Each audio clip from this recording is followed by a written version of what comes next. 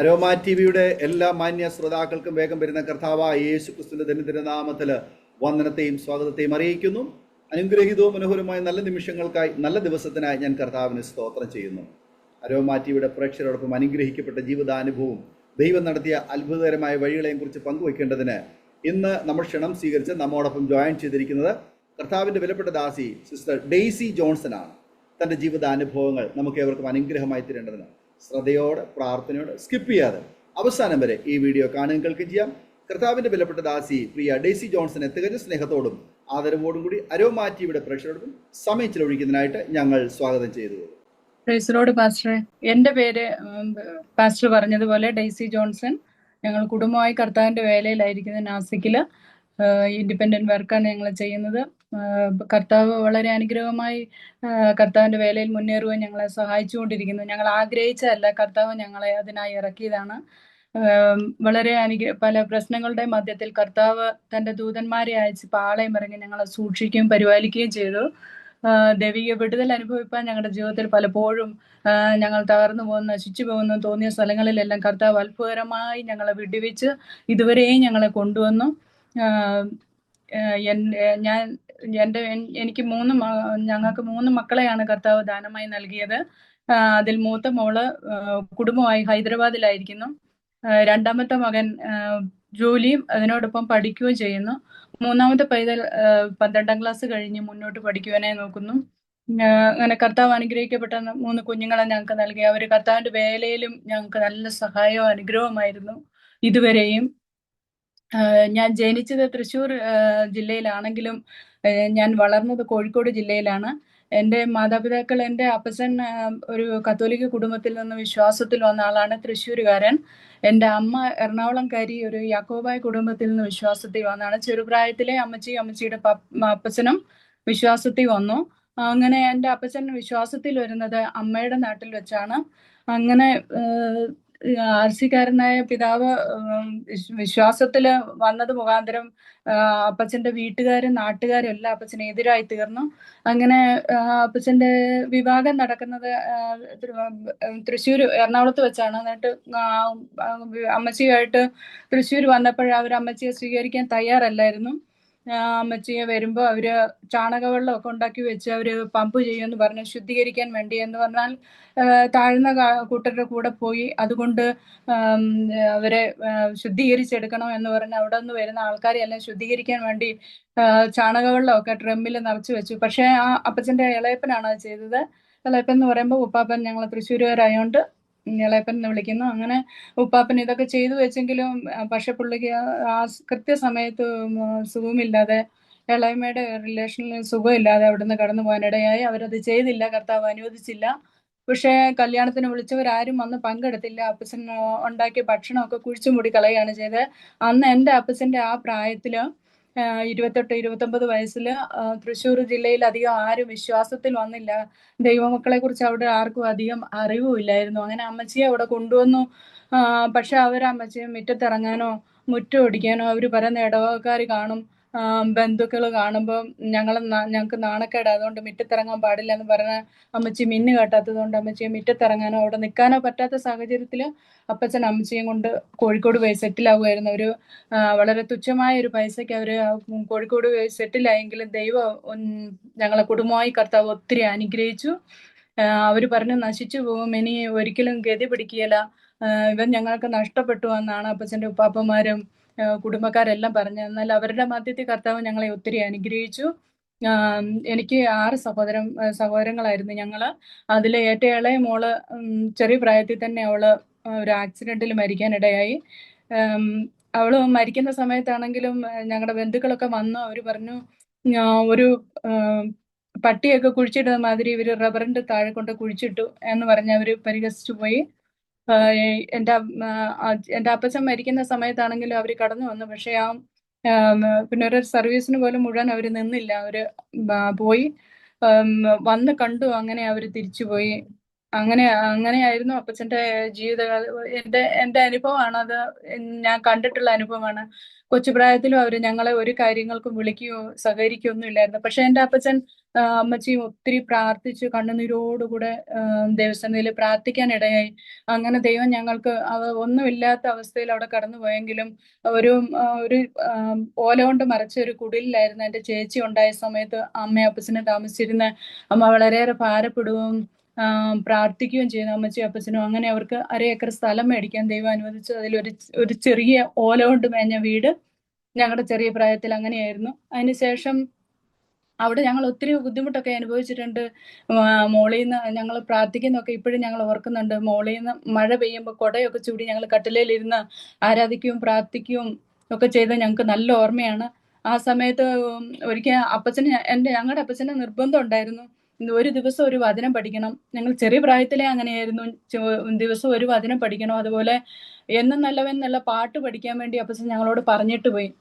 അപ്പച്ചൻ ആദ്യം കോൺട്രാക്ടർ വർക്കായിരുന്നെങ്കിലും അതിനുശേഷം അപ്പച്ചൻ ഒരു കനാലിന്റെ പണിയെടുത്ത് നടത്തിക്കൊണ്ടിരിക്കുമ്പോൾ കനാലിലേക്ക് വീണ അപ്പച്ചന്റെ തല പൊട്ടുകയും സ്റ്റിച്ച് ഇടാനൊക്കെ ഇടയായി. അതിനുശേഷം ഡോക്ടർ പറഞ്ഞു, ഇനി ചിന്തിക്കരുത്, ഒന്നും ചിന്തിച്ചുള്ള ഒരു ജോലിയും ചെയ്യരുതെന്ന് പറഞ്ഞു. അങ്ങനെ അപ്പച്ചൻ മുഴുവൻ രാഷ്ട്രീയം സാമൂഹിക പ്രവർത്തനത്തിൽ ആയിരുന്നു. പഞ്ചായത്ത് മെമ്പറൊക്കെ ആയിട്ട് അങ്ങനെ മുന്നോട്ട് പോയി. അപ്പച്ചൻ ഞങ്ങളെ എന്നും നല്ലവേ നല്ല പാട്ട് പഠിക്കാൻ പറഞ്ഞിട്ട് പോയി. ഞങ്ങളത് പഠിച്ചില്ല. അപ്പച്ചൻ വന്നപ്പോൾ അത് പാടി കേൾപ്പിക്കാൻ പറ്റിയില്ല. ഞാനും എൻ്റെ ചേച്ചി 1.5 വയസ്സിന് മാത്രമേ എന്നെക്കാളും മൂത്തതാ. ഞങ്ങൾ രണ്ടുപേരെ അപ്പച്ചൻ മുറ്റത്തിറക്കി നിർത്തിയിട്ട് അപ്പച്ചൻ പോയി. രാത്രി സമയത്ത് അപ്പം വലിയ മഴയും ഇടിയൊക്കെ പെയ്തു. ഞങ്ങൾ എന്നിട്ട് അപ്പച്ചൻ ആ പാട്ട് പഠിച്ചതിന് ശേഷം മാത്രം അപ്പച്ചൻ ഞങ്ങളെ അകത്ത് കയറ്റിയുള്ളൂ. എന്നും നല്ലവൻ യേശു എന്നും നല്ലവൻ എന്നുള്ള ആ പാട്ട്. അങ്ങനെ ദൈവവചനത്തില് ഞങ്ങളെ അപ്പച്ചൻ ഉറപ്പിച്ചാണ് ഞങ്ങളെ വളർത്തി കൊണ്ടുവന്നത്. ഞങ്ങൾ വൈകിട്ട് പ്രാർത്ഥിച്ചില്ലെങ്കിൽ അപ്പച്ചൻ വരുമ്പോൾ അപ്പച്ചൻ പറഞ്ഞിട്ടുണ്ട് പ്രാർത്ഥിക്കാത്തവർക്ക് ഭക്ഷണം കൊടുക്കരുതെന്ന്. അപ്പൊ ഞങ്ങൾ പ്രാർത്ഥിച്ചില്ലെങ്കിൽ ഞങ്ങൾ രാത്രി വന്നാൽ ഏത് സമയത്ത് അപ്പച്ചൻ വന്നാലും അന്നേരം എഴുന്നേൽപ്പിക്കും. പ്രാർത്ഥിച്ച് ഭക്ഷണം കഴിച്ചിട്ട്, പ്രാർത്ഥിക്കാതെ അമ്മച്ചി ഭക്ഷണം തരികയില്ലായിരുന്നു. അപ്പൊ അപ്പച്ചൻ വന്നതിന് ശേഷം പ്രാർത്ഥിക്കാതെ ഇറന്നെങ്കിൽ അന്നേരം എഴുന്നേൽപ്പിച്ച് പ്രാർത്ഥിച്ചതിന് ശേഷം ഭക്ഷണം തരുള്ളൂ. അത്ര നല്ലതായിട്ട് രാവിലെ ആണെങ്കിലും കമ്പൽസറി ആയിരുന്നു. അപ്പച്ചന് സ്കൂളിൽ പോകാനൊക്കെ എത്ര ലേറ്റ് ആയാലും ഞങ്ങൾ പ്രാർത്ഥിച്ചതിന് ശേഷം മാത്രമേ അടുക്കളയിൽ പോകാൻ അപ്പച്ചൻ സമ്മതിക്കുകയുള്ളായിരുന്നു. അങ്ങനെ നിർബന്ധമായിട്ട് അപ്പച്ചൻ ഞങ്ങളെ ദൈവകൃപയിൽ തന്നെ വളർത്താൻ ശ്രദ്ധിച്ചുകൊണ്ടിരുന്നു. ആത്മീയമായിട്ട് ഞങ്ങൾ നല്ല ഇതിൽ തന്നെ മുന്നോട്ട് പോയി. അങ്ങനെ ഇരിക്കും ഞങ്ങള് സാമ്പത്തികമായി ഞങ്ങൾക്ക് അതിനിടയ്ക്ക് കർത്താവ് ഞങ്ങൾക്ക് 4 ഏക്കർ സ്ഥലം തന്നു. ആ സ്ഥലത്ത് ഞങ്ങൾ ഒരു വീട് പണിയാനും അങ്ങോട്ട് മാറാനും ഇടയായി. കർത്താവ് അപ്പച്ചനും അമ്മച്ചിയും ദേശത്ത് വന്ന് നശിച്ചു പോകുമെന്ന് പറഞ്ഞവരുടെ മുമ്പിൽ കർത്താവ് വളരെ അത്ഭുതകരമായി അപ്പച്ചനെ ഞങ്ങളെ നടത്തിക്കൊണ്ടിരുന്നു. ആ സ്ഥലത്ത് കുറെ പാറയായിരുന്നു. ഒരു 1.5 ഏക്കർ പാറയായിരുന്നു. അതിൽ തമിഴ്നാട്ടിൽ നിന്ന് ആൾക്കാർ വന്ന് പണിയെടുക്കുന്നുണ്ടായിരുന്നു. അപ്പൊ ഞങ്ങൾക്ക് ലോഡ് പോകുന്നതിനനുസരിച്ച് അവര് കാശ് തന്നുകൊണ്ടിരുന്നു. അങ്ങനെ അവര് കുറെ സമ്പാദിച്ചതിന് ശേഷം അവര് ആ പണി നിർത്തി അവര് പോയി. അതിന് ശേഷം സാമ്പത്തികമായി അപ്പച്ചനും ജോലിയൊന്നും ചെയ്യാൻ പറ്റൂല. സാമ്പത്തികമായി ഞെരുങ്ങിയ അവസ്ഥയില് എൻ്റെ സഹോദരന്മാർ 2 പേരും ബീഹാറിൽ വിദ്യാഭ്യാസം കഴിഞ്ഞ് അവർക്ക് അവിടെ ഒരു ജോലി ശരിയായെന്നൊരു ഞങ്ങളുടെ ബന്ധു പറഞ്ഞു. അങ്ങനെ അവരങ്ങോട്ട് പോയി. അതിനുശേഷം ഏറ്റവും കുഞ്ഞാങ്ങള ഒത്തിരി അപ്പച്ചനോട് കൂടെ നിന്ന് പണിക്കാരെ നിർത്തി അവനും കൂടെ ജോലി ചെയ്ത് അപ്പച്ചൻ്റെ കൂടെ നിന്ന് ജോലി ചെയ്ത് അങ്ങനെ ഞങ്ങൾ മുമ്പോട്ട് പോയിക്കൊണ്ടിരുന്നു. അവനാണെങ്കിൽ കോളേജിൽ ഡിഗ്രിക്ക് പഠിച്ചുകൊണ്ടിരിക്കുമ്പോഴാണ് ഉച്ചവരെ പണിക്കെടുത്ത് അതിനുശേഷം ഉച്ച കഴിഞ്ഞ് അവൻ പോവുമായിരുന്നു, കോളേജിൽ പോവുമായിരുന്നു. ഇപ്പോഴവൻ ഒരു ബൈബിൾ കോളേജ് അധ്യാപകനാണ്.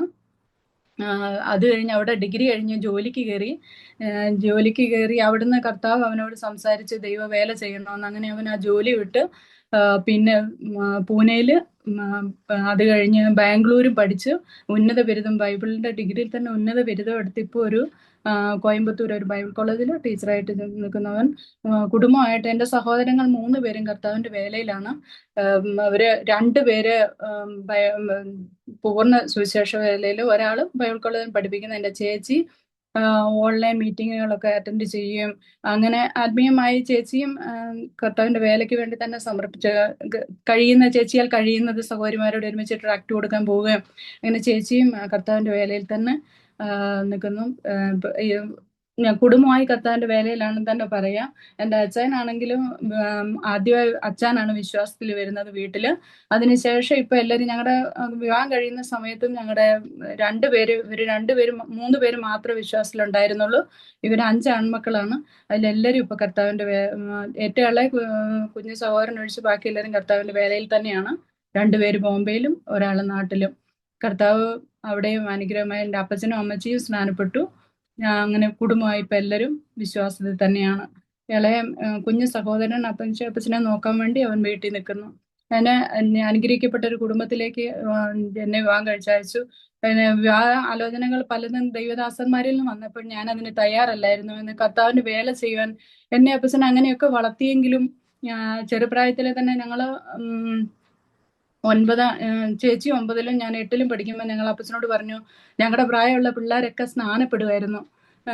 സ്നാനപ്പെടുന്ന കണ്ടപ്പോ ഞങ്ങൾ അപ്പച്ചനോട് പോയി പറഞ്ഞു, അപ്പച്ച ഞങ്ങൾക്ക് സ്നാനപ്പെടണമെന്ന്. അപ്പൊ ഞങ്ങൾ എപ്പോഴും ഫ്രീ ആയിട്ട് ഞങ്ങളുടെ അപ്പച്ചനോട് സംസാരിക്കുമായിരുന്നു. അപ്പച്ചൻ ഭയങ്കര നിർബന്ധക്കാരനാണെങ്കിലും ഞങ്ങൾ അപ്പച്ചനോട് ഫ്രീ ആയിട്ട് സംസാരിക്കുമായിരുന്നു. അപ്പൊ അപ്പച്ചൻ പറഞ്ഞു, നിങ്ങൾ എന്തിനാ സ്നാനപ്പെടുന്നതെന്ന് ഞങ്ങളോട് ചോദിച്ചു. അപ്പൊ ഞങ്ങൾക്കത് പറയാൻ കഴിഞ്ഞില്ല. അതുകൊണ്ട് അപ്പച്ചൻ പറഞ്ഞു, നിങ്ങൾ സ്നാനപ്പെടാനായിട്ടില്ല, നിങ്ങൾ എന്തിനാ സ്നാനം സ്വീകരിക്കുന്നത്, യേശു ആരാണ് എന്നൊക്കെ അപ്പച്ചൻ ഞങ്ങളോട് ചോദിക്കാനിടയായി. അപ്പൊ ഞങ്ങള് അപ്പച്ചനോട് അതിന് ഉത്തരം പറയാൻ ഞങ്ങൾക്ക് കഴിയാത്തത് കൊണ്ട് അപ്പച്ചൻ ഞങ്ങളോട് പറഞ്ഞു, നിങ്ങളായിട്ടില്ല, നിങ്ങൾ സ്നാനപ്പെടേണ്ടത്. പിന്നെ അപ്പച്ചൻ ഞങ്ങളെ വചനത്തിൽ നിന്ന് ഞങ്ങളെ പഠിപ്പിക്കാൻ തുടങ്ങി. യോഹന്നാൻ 1:12 പറയും പോലെ, അവനെ കൈക്കൊണ്ട് അവന്റെ നാമത്തിൽ വിശ്വസിക്കുന്ന ഏവനും ദൈവമക്കളാകുവാൻ അവൻ അധികാരം കൊടുത്തു. അതുപോലെയുള്ള വാക്യങ്ങള് അപ്പച്ചൻ ഞങ്ങളോട് സംസാരിക്കുകയും അപ്പച്ചൻ ഞങ്ങളെ പഠിപ്പിക്കുകയും ചെയ്തു. പിന്നീട് ഞങ്ങൾ അടുത്ത പ്രാവശ്യം സ്നാനം നടന്നപ്പോൾ ഞങ്ങൾ അപ്പച്ചനോട് സ്വന്തം പറഞ്ഞു ഏൽപ്പിച്ചു, അപ്പച്ച യേശു ഞങ്ങളുടെ കർത്താവും രക്ഷിതാവുമായി ഞങ്ങൾ സ്വീകരിക്കുന്നു. അങ്ങനെ അപ്പച്ചൻ ഞങ്ങളോട് പറയുന്നത് ഇങ്ങനെയായിരുന്നു, അപ്പച്ചൻ ഒരു ബന്ധക്കോസുകാരനായതുകൊണ്ട് നിങ്ങളാകണമെന്നില്ല, നിങ്ങൾക്ക് ഇഷ്ടമുള്ള വിശ്വാസം സ്വീകരിക്കാം. നിങ്ങളിപ്പോൾ ആരുമല്ല, നിങ്ങൾ ഹിന്ദുവല്ല, ക്രിസ്ത്യനുമല്ല, മുസ്ലിമുമല്ല, നിങ്ങൾ ആരുമല്ല. നിങ്ങൾക്ക് ഏതാണോ സ്വീകരിക്കേണ്ടത്, നിങ്ങൾ ഏതാണോ വിശ്വസിക്കുന്നത് അത് നിങ്ങൾക്ക് സ്വീകരിക്കാനുള്ള അവകാശമുണ്ട്. അതുകൊണ്ട് നിങ്ങൾ പഠിച്ചിട്ടില്ല, നിങ്ങൾ പഠിക്കാൻ പറഞ്ഞു. അപ്പൊ ഇത് ഞങ്ങളോട് എപ്പോഴും അപ്പച്ചൻ ഞങ്ങളെ വിളിച്ചു നിർത്തി പറയുന്നതായിരുന്നു. ഞങ്ങൾ ഇച്ചിരി ഞങ്ങൾക്ക് മനസ്സിലാക്കാനായ പ്രായം തൊട്ട് അപ്പച്ചൻ ഞങ്ങളോട് ഇങ്ങനെ പറഞ്ഞു വന്നുകൊണ്ടിരുന്നു, നിങ്ങൾ വിശ്വസിക്കുകയും ഇങ്ങനെ ഏതിലാണോ വിശ്വസിക്കുന്നത് അത് നിങ്ങളായിത്തീരും. അങ്ങനെ വചനം ഞങ്ങൾ കുടുംബ പ്രാർത്ഥനയ്ക്കൊക്കെ ഇരുന്നിട്ടുണ്ടെങ്കിൽ അപ്പച്ചൻ വചനം എടുത്ത് ഞങ്ങളോട് സംസാരിക്കുകയും പറയുകയും ചെയ്തുകൊണ്ടിരുന്നു. അങ്ങനെ അപ്പച്ചൻ ഞങ്ങളോട് പറഞ്ഞ് ഇങ്ങനെ നിങ്ങൾ പഠിച്ചിട്ട് വാങ്ങുക. അപ്പൊ ഞങ്ങൾ അപ്പച്ചനെ പറഞ്ഞ് ഏൽപ്പിച്ചു, ഞങ്ങളിങ്ങനെ റോമർ 9:10 പറയുന്ന പോലെ യേശുവിനെ കർത്താവ് എന്ന് വായികൊണ്ട് ഏറ്റുപറയുകയും ദൈവം അവനെ മരിച്ചവരിൽ നിന്ന് ഉയർത്തെഴുന്നേൽപ്പിച്ചു എന്ന് ഹൃദയം കൊണ്ട് വിശ്വസിക്കുകയും ചെയ്താൽ നീ രക്ഷിക്കപ്പെടും. അപ്പൊ രക്ഷിക്കപ്പെടണമെങ്കിൽ എന്ത് ചെയ്യണം, സ്നാനപ്പെടണമെങ്കിൽ എന്ത് ചെയ്യണം എന്നൊക്കെ ഉള്ള അപ്പച്ചൻ ഞങ്ങളെ പഠിപ്പിച്ചു. അപ്പൊ ഞങ്ങൾ അപ്പച്ചനെ പറഞ്ഞ് ഏൽപ്പിച്ചപ്പോ അപ്പച്ചൻ പറഞ്ഞാൽ നിങ്ങൾ സ്നാനപ്പെട്ടു. അപ്പൊ ഞാൻ 9-ലും ചേച്ചി 10-ലും ആയിരുന്ന സമയത്ത് ഞങ്ങൾ സ്നാനപ്പെട്ടു. പ്രാർത്ഥിക്കുകയോ ആരാധിക്കുകയോ ഒക്കെ ചെയ്യുമെങ്കിലും എന്റെ വിവാഹാലോചന വരുമ്പോഴാണെങ്കിലും അല്ലാതെ ആണെങ്കിലും എനിക്ക് കർത്താവിന്റെ വേല ചെയ്യാനുള്ള ഒരു താല്പര്യമൊന്നും എനിക്കില്ലായിരുന്നു. യേശുവിനെ ഞാൻ സ്നേഹിക്കുന്നു, ആരാധിക്കുകയോ പ്രാർത്ഥിക്കുകയോ ഒക്കെ ചെയ്യും. അങ്ങനെ ഇരുന്ന് ഒരു ആർമിക്കാരനായ അച്ഛൻ ആർമിക്കാരനായിരുന്നു അന്ന്. അപ്പൊ ഞാൻ സമ്മതിച്ചു, ജോലിക്കാരനാണല്ലോ, ഗവൺമെന്റ് ജോലിക്കാരൻ. എന്റെ അപ്പച്ചനും അത് സന്തോഷമായി. പിന്നെ ഞങ്ങളുടെ വിവാഹം കഴിഞ്ഞ് അന്ന് അച്ഛൻ പഞ്ചാബിലായിരുന്നു. ഞങ്ങള് എന്നെ 3 മാസത്തിന് ശേഷം അച്ഛൻ പഞ്ചാബിൽ കൊണ്ടുപോയി. അതിനുശേഷം ഞങ്ങള് ഡെലിവറിക്ക് വേണ്ടി നാട്ടിൽ വന്നു. പിന്നീട് ഞങ്ങൾ നാസിക്കിലേക്ക് തന്നെ തിരിച്ചു വന്നു. നാസിക്കിൽ ഞങ്ങൾ 1-2 വർഷം 5 വർഷം നാസിക്കിലുണ്ടായിരുന്നു. ആ സമയത്ത് അച്ഛൻ മിലിറ്ററിയിലായിരുന്ന സമയത്ത്. അതിനുശേഷം ഞങ്ങൾ ഡൽഹിയിൽ പോയി. ഡൽഹിയിൽ നിന്ന് അച്ഛന് ജമ്മു കാശ്മീരിലേക്ക് അച്ഛന് ട്രാൻസ്ഫർ ആയി. അപ്പോൾ ജമ്മു കാശ്മീരിൽ കുടുംബം വെക്കാൻ പറ്റാത്തത് കൊണ്ട് ഞങ്ങളെ നാട്ടിൽ വിട്ടു. പക്ഷെ അച്ഛന് ആരാധനയും പ്രാർത്ഥനയും ഒക്കെ നിർബന്ധമായിരുന്നു.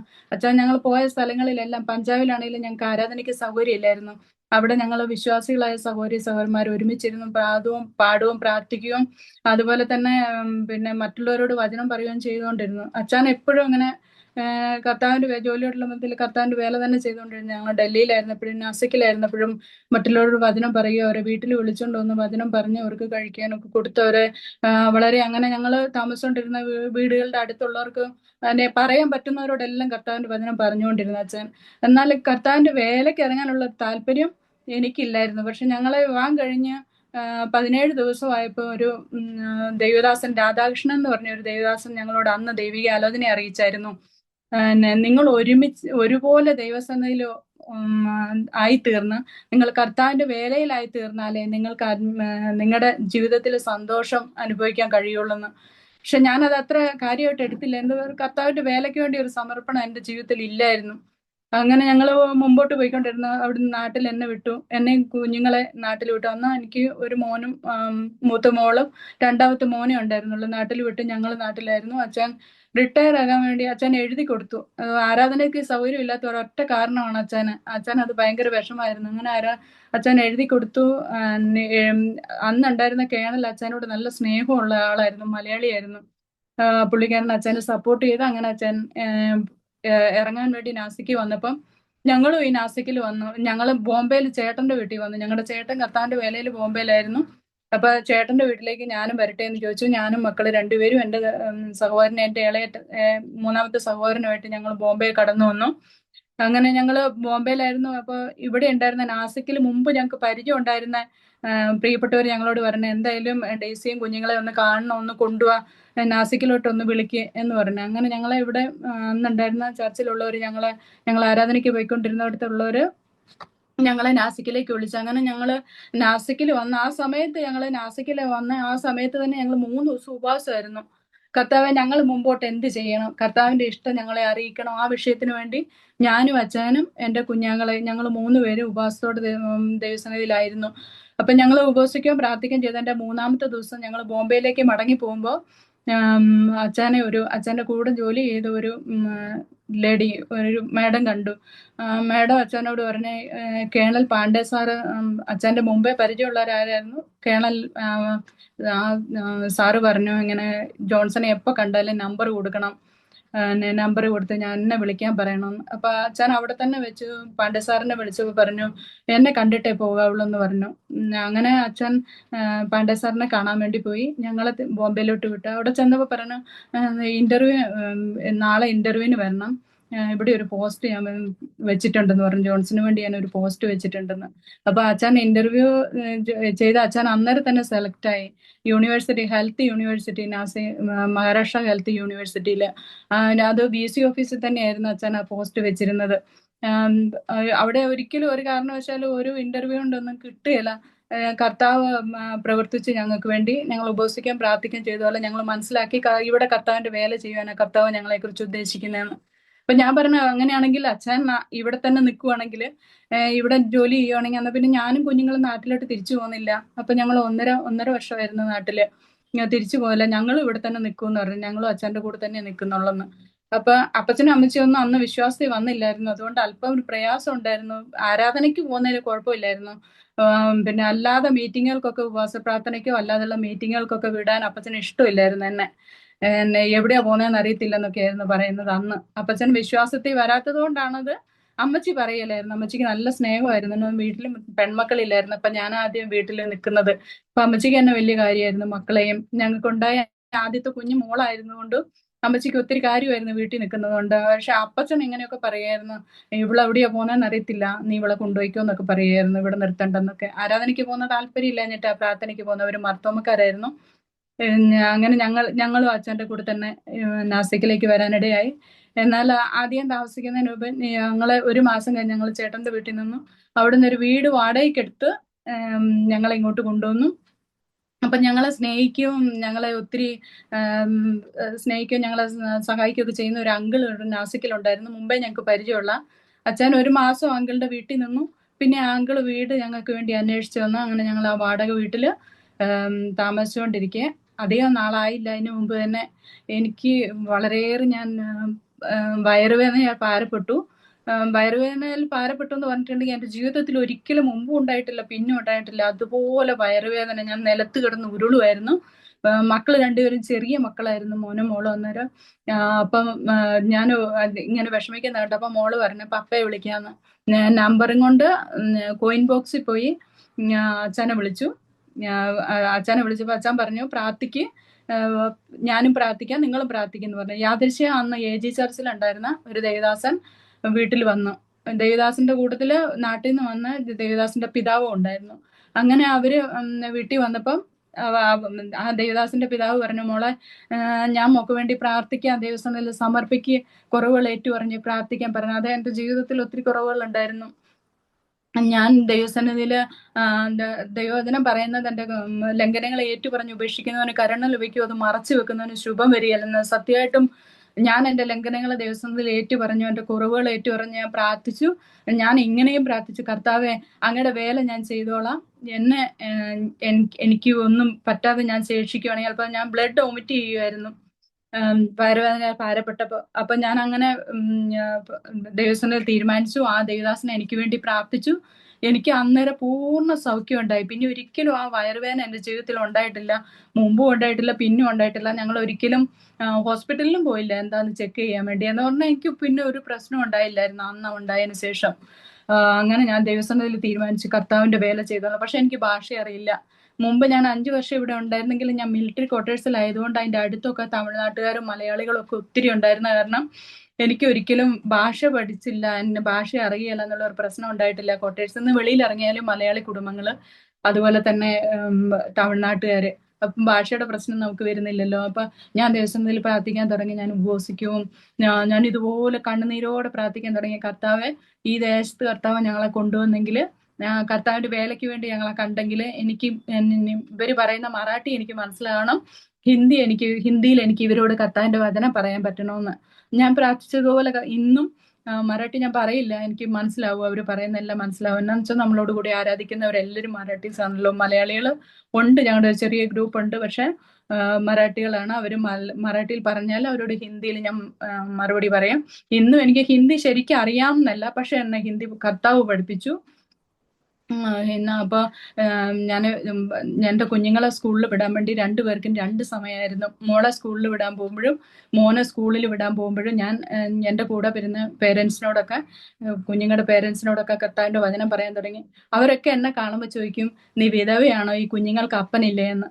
2000-ന് ശേഷം ഞങ്ങൾ നാസിക്ക് വന്നപ്പോ ആ സമയത്ത് ഞങ്ങൾ ആ താമസിക്കുന്ന ഏരിയയില് പൊട്ട് കുത്താത്തവര് ക്രിസ്ത്യാനികളാണെന്ന് അവർക്ക് അറിയത്തില്ലായിരുന്നു. ഞാൻ ഓർണമെന്റ്സ് ഉപയോഗിക്കില്ല, പൊട്ടും കുത്തുന്നില്ല. അപ്പൊ അവർക്ക് ഇത് കാണുമ്പോ, എന്നെ കാണുമ്പോ അവർക്കൊരു എന്തോ ഒരു പ്രത്യേക ജീവിയെ പോലെ ആയിരുന്നു അവർക്ക് തോന്നിയത്. അതുകൊണ്ട് അവര് എല്ലാരും എന്നോട് ഇങ്ങനെ ചോദിക്കാൻ തുടങ്ങി. അന്നേരം എനിക്ക് നല്ലതായത്, ഞാൻ പൊട്ട് കുത്താത്തതും ഞാൻ ഓർണമെന്റ്സ് ഉപയോഗിക്കാത്തതും എനിക്കത് നന്മയായി തീർന്നു. എന്തുകൊണ്ട് എന്റെ കർത്താവിന്റെ നാമത്തെ ഉയർത്തുവാൻ എനിക്കത് അനുഗ്രഹമായി തീർന്നു.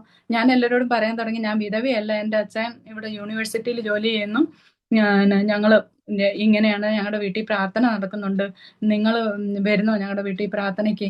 അങ്ങനെ ഞാൻ എല്ലാവരോടും ഇങ്ങനെ പറയാൻ തുടങ്ങി. എനിക്ക് അന്ന് എങ്ങനെ അറിയാവോ അതുപോലെ ഞാൻ കർത്താവിന്റെ വചനം പറയാൻ തുടങ്ങി. അപ്പൊ എന്റെ മോളുടെ കൂടെ 2 കുഞ്ഞുങ്ങൾ, എന്റെ മോളുടെ കൂടെ അവരുടെ മോളും അവരുടെ മോൻ എന്റെ മോന്റെ കൂടെ, അങ്ങനെ ഞങ്ങൾ ഒരുമിച്ച് രാവിലെ ഉച്ചയ്ക്കും വൈകിട്ടും ഞങ്ങൾ ഒരുമിച്ച് എപ്പോഴും ആയിരിക്കും. അപ്പൊ ആ സഹോദരി ഒത്തിരി തലവേദനയാൽ ഭാരപ്പെട്ട് അവരുടെ കണ്ണൊക്കെ ഇങ്ങനെ ചുമന്ന് കലങ്ങിയായിരിക്കുന്നത്. ഗുജറാത്തുകാരിയായിരുന്നു അവര്. അപ്പം അവരോട് ഞാൻ പറഞ്ഞു, ഞങ്ങൾ പ്രാർത്ഥിക്കാം, നിങ്ങൾ വിശ്വസിക്കുന്നെങ്കിൽ ഞങ്ങൾ പ്രാർത്ഥിക്കാം, നമുക്ക് പൂർണ്ണ സൗഖ്യമാകും. യേശു ഇങ്ങനെ ജീവിക്കുന്ന ദൈവമാണ്, വേറെ ആരും ജീവിക്കുന്ന ദൈവമില്ല, യേശു ജീവിക്കുന്ന ദൈവമാണ്, പ്രാർത്ഥന കേൾക്കുന്ന ദൈവമാണ് എന്നൊക്കെ പറയാനിടയായി. അപ്പൊ അവര് പറഞ്ഞു, അങ്ങനെയാണെങ്കിൽ ഞാൻ വിശ്വസിക്കുന്ന, എനിക്ക് വേണ്ടി പ്രാർത്ഥിക്കുമോ? അങ്ങനെ ഞാൻ അവരുടെ വീട്ടിൽ വൈകിട്ട് വന്നപ്പോ അച്ഛനെയും കൊണ്ട് പോയി അവർക്ക് വേണ്ടി പ്രാർത്ഥിച്ചു. കർത്താവ് അത്ഭുതകരമായിട്ട് അവർക്ക് ആ തലവേദനയുടെ മാറ്റി കൊടുത്തു. പിന്നെ ഒരിക്കലും അവർക്ക് വന്നിട്ടില്ല.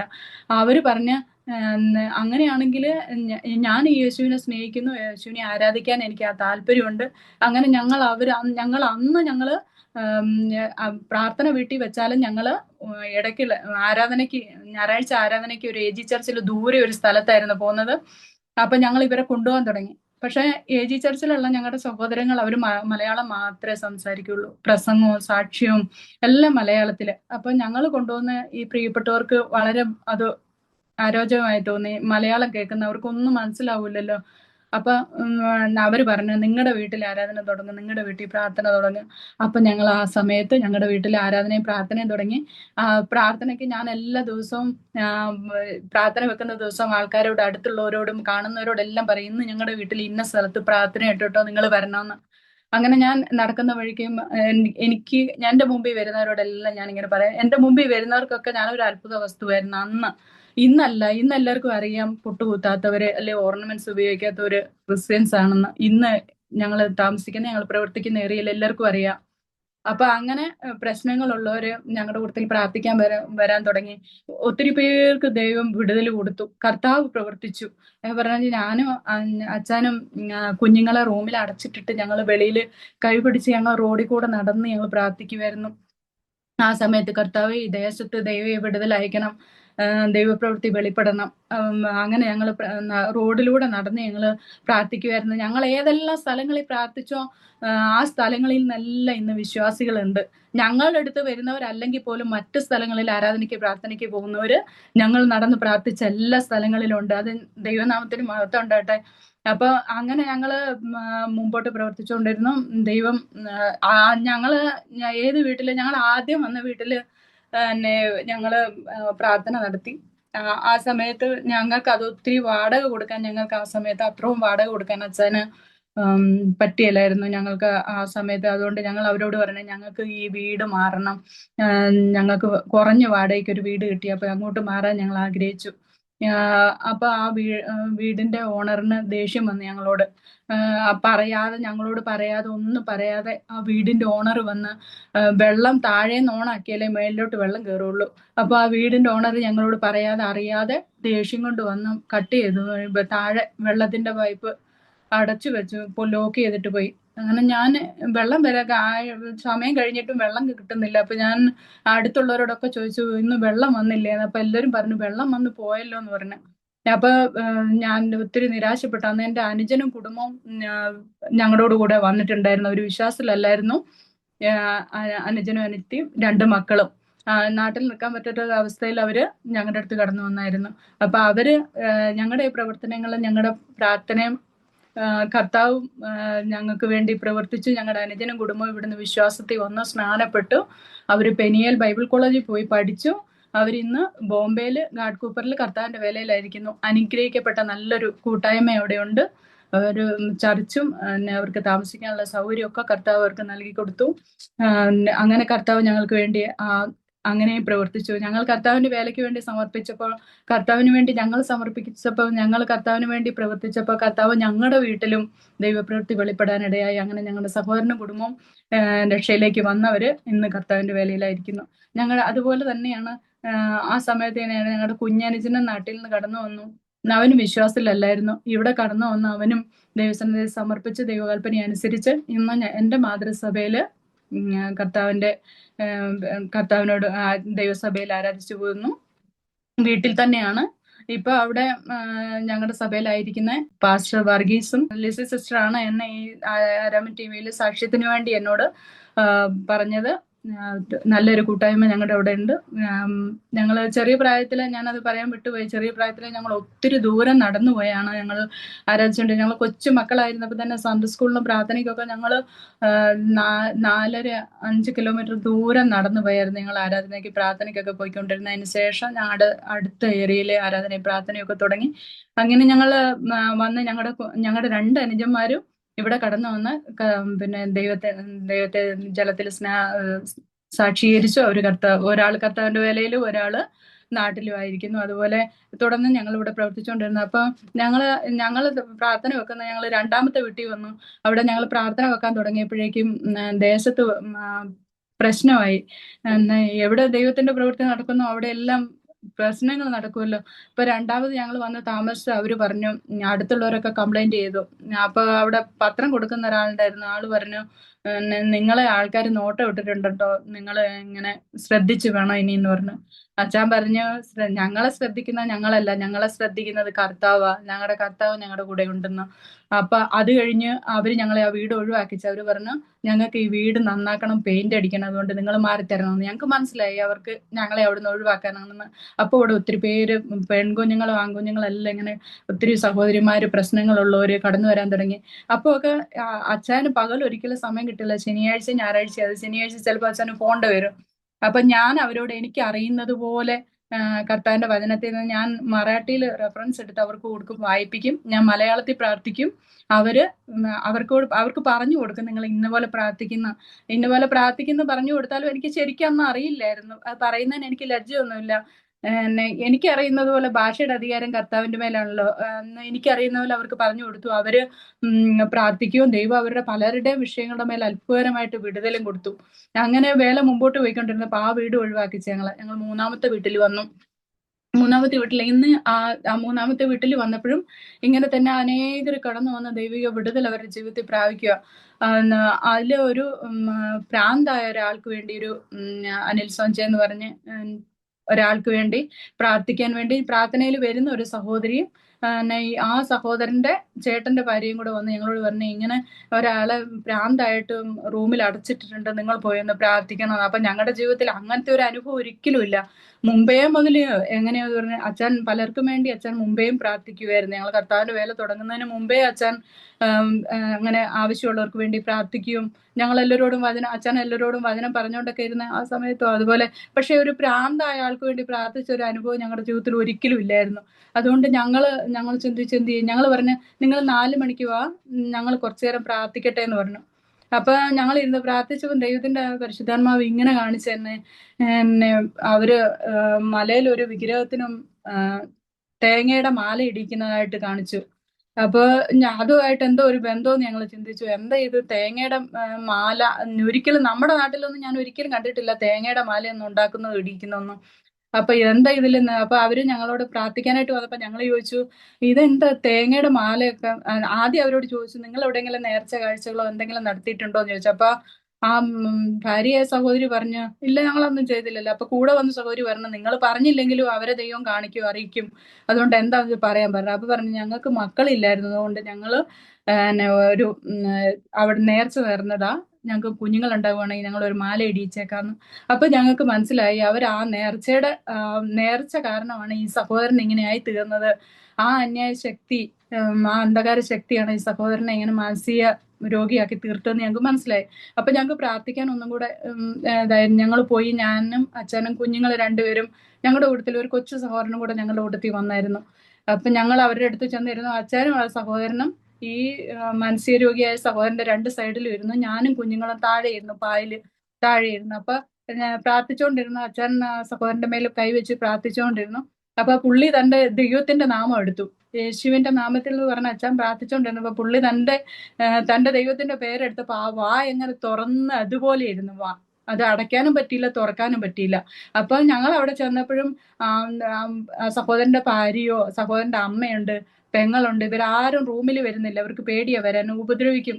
ആ സഹോദരനെ പോലീസ് ഉപദ്രവിച്ചിട്ട് കാല് കെട്ടിയിട്ടിരിക്കുകയായിരുന്നു, മറ്റുള്ളവരെ ഉപദ്രവിച്ചിട്ട് അടിച്ച് കാലിലൊക്കെ നീരൊക്കെ വെച്ചിരിപ്പുണ്ടായിരുന്നു. ഇവരാരും വരാൻ ധൈര്യപ്പെട്ടില്ല. ഞങ്ങൾ മാത്രമാണ് അകത്ത് പോയിരിക്കുന്നത്. ആ സഹോദരൻ ഞങ്ങളുടെ കൂടെ വന്ന സഹോദരന്റെ അടിക്കാൻ വേണ്ടി കൈ ഓങ്ങി, പക്ഷെ അടിച്ചില്ല. നിങ്ങൾ ഡോക്ടറാണോ, നിങ്ങൾ എവിടുന്ന് വന്നതാ, എന്നെ പിടിച്ചോണ്ട് വന്നാണോ, പോലീസാണോ എന്നൊക്കെ ചോദിച്ചായിരുന്നു പ്രശ്നം. പക്ഷെ പ്രാർത്ഥിച്ചുകൊണ്ടിരുന്നപ്പോ തന്നെ ആ വാ ഇങ്ങനെ തുറക്കാതെ അടയ്ക്കാതെ അങ്ങനെ ഇരുന്നപ്പോ തന്നെ അച്ഛൻ പ്രാർത്ഥിച്ചുകൊണ്ടിരുന്ന കൈ ആ സഹോദരന്റെ മേൽ വെച്ച് അപ്പൊ തന്നെ ദൈവം പുള്ളിക്കാരന് വിടുതൽ കൊടുത്തു. പുള്ളിയോട് പറഞ്ഞ യേശു ദൈവം എന്ന് പറയാൻ പറഞ്ഞ, യേശു ജീവിക്കുന്ന ദൈവം എന്ന്. അപ്പൊ പുള്ളി പറയും, യേശു ജീവിക്കുന്ന ദൈവം അല്ല എന്ന് പറയും. ഇങ്ങനെ പറഞ്ഞു വന്നിട്ട് ലാസ്റ്റ് അങ്ങനെ പറയും. എന്നെ ആന്ന് പറയുന്നവരെ, യേശു ജീവിക്കുന്ന ദൈവം ആന്ന് പറയുന്നവരെ അച്ഛൻ ഇങ്ങനെ പറഞ്ഞു കൊടുത്തോണ്ടിരുന്നു. പുള്ളിക്കാരൻ അത് പറഞ്ഞു, പുള്ളിക്ക് പൂർണ്ണ വിടുതലുണ്ടായി അന്ന്. അന്ന് അവര് ഞങ്ങളോട് പറഞ്ഞ, ഇവർക്ക് പാല് മേടിച്ചോണ്ട് പോവാ, ബിസ്ക്കറ്റ് മേടിച്ചോണ്ട് പോവാ, ഇവർക്ക് ചായയും ബിസ്ക്കറ്റും കൊടുക്കണമെന്ന്. വളരെ നാളുകളായി പുള്ളി ഭക്ഷണം കഴിക്കാതെ ഈ അസ്ഥിയൊക്കെ ഇങ്ങനെ കാണായിരുന്നു. ഒരു സാൻഡു ബനിയനും ഒരു നിക്കർ മാത്രമേ ഇട്ടിട്ടുണ്ടായിരുന്നുള്ളൂ. പുള്ളിയുടെ ശരീരം എല്ലാം പോയായിരുന്നു ഭക്ഷണം കഴിക്കാതെ. അതിന്റെ പുള്ളി അന്ന് ഞങ്ങളുടെ കൂട്ടത്തിൽ തന്നെ ബിസ്ക്കറ്റ് കഴിച്ചു.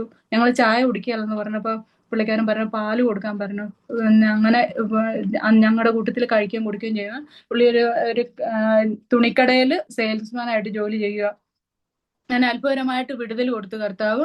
ആ സഹോദരൻ അവരുടെ കുടുംബാംഗങ്ങളും ഞങ്ങളോട് കൂടി ആരാധിച്ചുകൊണ്ടിരിക്കുന്നു.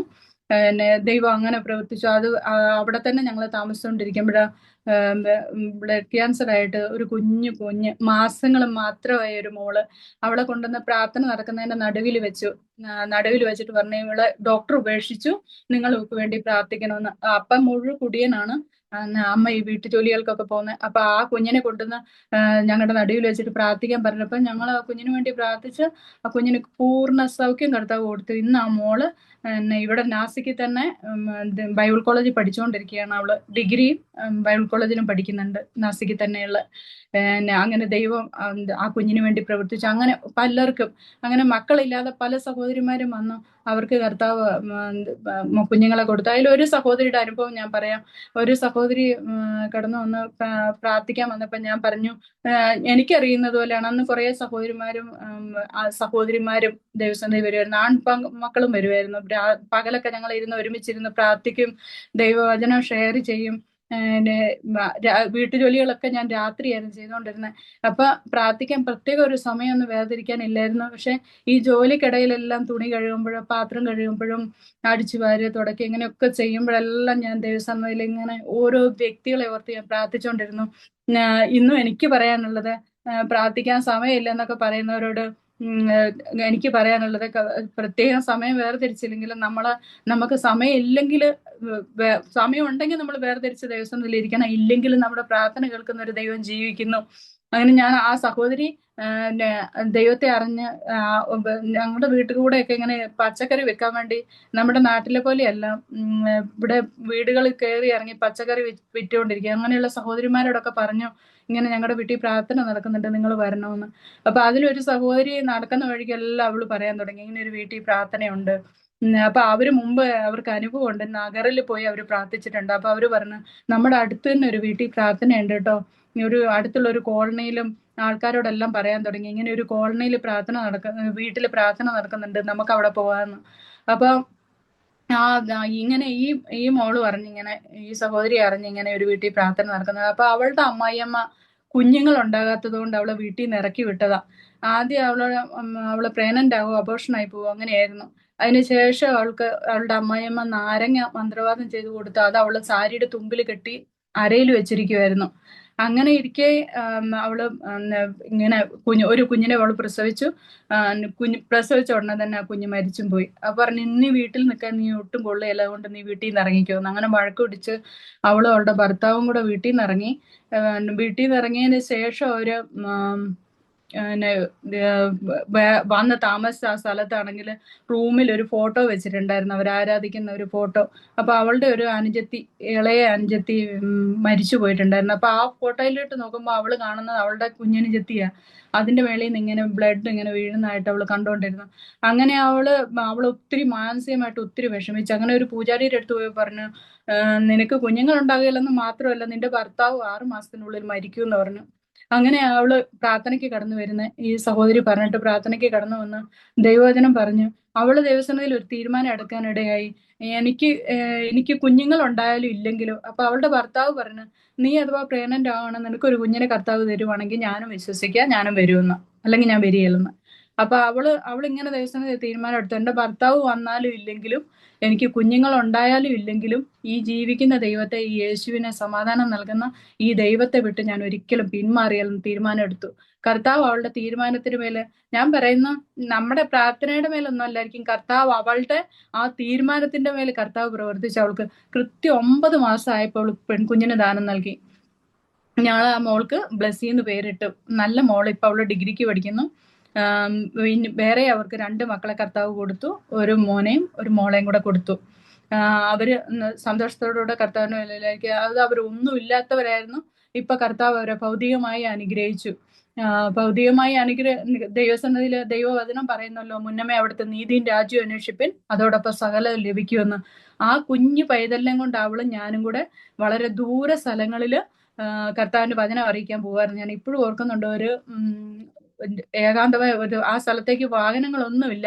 ഞങ്ങൾ ആ കുഞ്ഞു പൈതലിനെ കുറെ എടുക്കും, കുറെ നടത്തും. അങ്ങനെ ഞങ്ങൾ 2 പേരും കൂടെ ഒരു സ്ഥലത്ത് പോയി കർത്താവിന്റെ വചനം പറഞ്ഞു. ട്രാക്റ്റും കൊണ്ടുപോയി, എല്ലാവർക്കും ട്രാക്റ്റും കൊടുത്തു.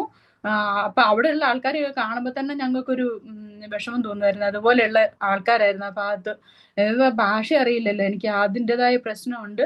പക്ഷെ ഹിന്ദി കുറച്ചൊക്കെ പറയാൻ തുടങ്ങിയായിരുന്നു. പക്ഷെ മറാഠി ഒട്ടും അറിയില്ലാത്തതുകൊണ്ട് അവർക്കൊക്കെ മറാഠി അറിയുള്ളായിരുന്നു. ആ സ്ഥലത്തൊക്കെ ഒരു ഗാവേറിയായിരുന്നു. അപ്പൊ അവിടെ ഞങ്ങൾ പോയി വചനം കൊടുക്കുകയും വചനം പറയുകയും ചെയ്തു. പക്ഷെ പലരും ദേഷ്യപ്പെടുകയൊക്കെ ചെയ്തു. അതിനിടയ്ക്ക് ഞങ്ങൾ രണ്ടാമത്തെ വീട്ടിൽ താമസിച്ചുകൊണ്ടിരുന്നപ്പം ഒരു പോലീസുകാരി എന്റെ കൂട്ടത്തിൽ വന്ന്, പോലീസിൽ ജോലി ചെയ്യുന്ന സഹോദരി ഷിഫ്റ്റ് അനുസരിച്ച് എന്റെ കൂടെ വന്ന് എല്ലാ വീട് വഴി ഞങ്ങൾ രണ്ടുപേരും കൂടെ വചനം കൊടുക്കാൻ പോവായിരുന്നു. അന്ന് ഞാൻ എന്റെ മക്കള് വീട്ടിലുള്ളപ്പോഴാണെങ്കിൽ അവരെ വെളിയിൽ നിന്ന് ലോക്ക് ചെയ്തിട്ടാ പോകുന്നത്. ഞങ്ങൾക്ക് അറിയാത്ത സ്ഥലം, കുഞ്ഞുങ്ങളെ അങ്ങനെ വിട്ടിട്ട് പോകാൻ എനിക്ക് പേടിയായതുകൊണ്ട് ഇവരെ രണ്ടുപേരെയും റൂമിലിട്ട് അടച്ച്. ചിലപ്പോ ആ സഹോദരിക്ക് ഒരു മോനുണ്ടായിരുന്നു, അവനെയും കൊണ്ടുവരും. എന്നിട്ട് ഇവര് മൂന്നുപേരെയും കൂടെ റൂമിലിട്ടിട്ട് റൂം അടച്ചിട്ട് ഞങ്ങൾ പോവായിരുന്നു. അവൻ ഒത്തിരി കുസൃതിയായിരുന്നു അന്ന്. അങ്ങനെ ഒരു പ്രാവശ്യം ഞങ്ങൾ പോയിട്ട് വരുമ്പോ ആ കൊച്ച് മേളിലെ നിലയിന്ന് താഴോട്ട് എടുത്തു ചാടി. മുകളിലെ നിലയിന്ന് താഴെ വന്ന്. അതുപോലെയൊക്കെ കുസൃതിയുള്ള കൊച്ചായിരുന്നു അവൻ. ഇന്ന് അവൻ വിവാഹം കഴിച്ച് അനുഗ്രഹിക്കപ്പെട്ട ഒരു കുടുംബം നയിക്കുന്നു. ആ സഹോദരി അപ്പൊ ആദ്യ നാളുകളിൽ ഞങ്ങള് പ്രവർത്തിക്കാൻ ആളില്ലെന്ന് ഒരു വിഷമിക്കേണ്ട ഇത് വന്നിട്ടില്ല. ആ സഹോദരി ഞങ്ങളെ ഒത്തിരി സഹായിച്ചു. അതുപോലെ ഞങ്ങളുടെ സഹോദരിമാരും വിശ്വാസത്തിൽ വരുന്ന സഹോദരിമാരെല്ലാം ഞാൻ എന്റെ കൂട്ടത്തിൽ വരുവാ, എന്നെ വിളിച്ചോണ്ട് പോകാൻ ചെയ്യായിരുന്നു. നമുക്ക് ഇന്ന സ്ഥലത്ത് പോവാം, ഇന്നവർക്ക് വേണ്ടി പ്രാർത്ഥിക്കാം. എന്നിട്ട് ആവശ്യം ഇങ്ങനെ തോന്നുന്നെങ്കിലും വൈകിട്ട് അച്ഛൻ വരുമ്പോ, അച്ഛൻ വരുന്നതേ, അച്ഛൻ ചായയും കാപ്പിയും ഒന്നും കുടിക്കുകയില്ല, വെള്ളം മാത്രം വന്ന് കാലും കൈയും കഴുകി വെള്ളം മാത്രം കുടിച്ച അപ്പോഴാണ് ഞങ്ങൾ കുഞ്ഞുങ്ങളെയും കൊണ്ട് രണ്ടുപേരെയും കൊണ്ട് ഞങ്ങള് വിളിക്കുന്ന വീടുകളിലൊക്കെ പോകുമായിരുന്നു. അപ്പൊ ആൾക്കാർ പറഞ്ഞ് ഇത് എവിടുന്ന് തെണ്ടി നടക്കുന്നതെന്ന് അറിയത്തില്ല, ഒരു വീടില്ല, വണ്ടിയില്ല, ഇങ്ങനെ നടക്കുക, പൂച്ച കുഞ്ഞുങ്ങളെയും കൊണ്ട് നടക്കുന്ന മാതിരി നടക്കുക എന്ന് പറയായിരുന്നു ഞങ്ങളെ. അവരുടെ മുന്നിൽ പിന്നീട് കർത്താവ് ഞങ്ങളെ മാനിച്ചു. ദൈവം ഞങ്ങളെ ഒത്തിരി അനുഗ്രഹിച്ചു. അങ്ങനെ ഞങ്ങള് പോയി പ്രാർത്ഥിക്കുകയും ദൈവിക വിടുതൽ പക്ഷെ ഞങ്ങൾ 2.5 വർഷത്തോളം പ്രവർത്തിച്ചിട്ട് ഒരു ആത്മാവ് പോലും കാണാതെ ഞങ്ങൾ ഒത്തിരി ഭാരപ്പെട്ടു. കർത്താവ് ഒത്തിരി പേർക്ക് കർത്താവ് സൗഖ്യം കൊടുത്തു. പല വിഷയങ്ങളുടെ മേലും ദൈവിക വിടുതൽ. എന്നാൽ ആൾക്കാര് ദൈവസന്നിധിയിൽ സമർപ്പിക്കപ്പെട്ട് ദൈവ കൽപ്പന അനുസരിക്കാൻ ഒരു കൂട്ടം ജനത്തെ എഴുന്നേൽപ്പിക്കണം, ഇത് മാത്രമായിരുന്നു ഞങ്ങൾ പ്രാർത്ഥിക്കുന്നത്. ഞങ്ങൾ രാവിലെ എന്ന് 3 മണിയാകുമ്പോൾ ഞങ്ങൾ രണ്ടുപേരും എണീക്കും. ഞങ്ങൾ രണ്ടുപേരും ദൈവസന്നിധിയിൽ പ്രാർത്ഥിക്കാൻ കൈകോർത്ത് പിടിച്ച് ഞങ്ങൾ പ്രാർത്ഥിക്കുമായിരുന്നു. അങ്ങനെ ആദ്യം 9 പേര് സ്നാനപ്പെടാൻ തീരുമാനിച്ചു. അത് ഈ കുഞ്ഞുങ്ങളുണ്ടായ സഹോദരിയും, അന്ന് അവൾ 6 മാസം പ്രഗ്നന്റ് ആയിരുന്നു, അവളും അവളുടെ കുടുംബം. അങ്ങനെ 6 പേര് കർത്താവിന്റെ വചനം അനുസരിക്കാൻ തയ്യാറായി.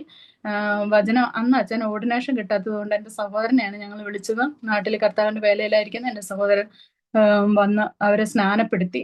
അതിന്റെ അടുത്ത ദിവസം ഞങ്ങള് അവര് സ്നാനപ്പെട്ടെന്ന് പറഞ്ഞിട്ടുണ്ടെങ്കിൽ ഞങ്ങളുടെ ജീവിതത്തിൽ കർത്താവിന്റെ വചനം പറയുന്ന പോലെ ഞങ്ങൾ കൊള്ള കിട്ടിയതുപോലെ ഞങ്ങൾ സന്തോഷിക്കുമായിരുന്നു.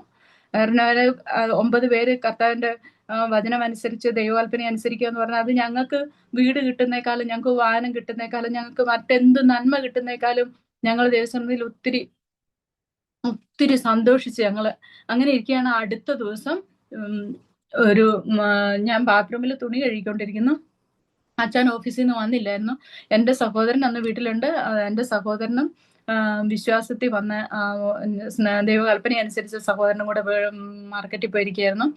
അങ്ങനെ ഇവരെല്ലാം വെളിയിലാണ്. എന്റെ കുഞ്ഞുങ്ങൾ ഞാനും മാത്രമേ വീട്ടിലുള്ളൂ. ആ സമയത്ത് വാതില് വന്ന് ആരോ തട്ടി.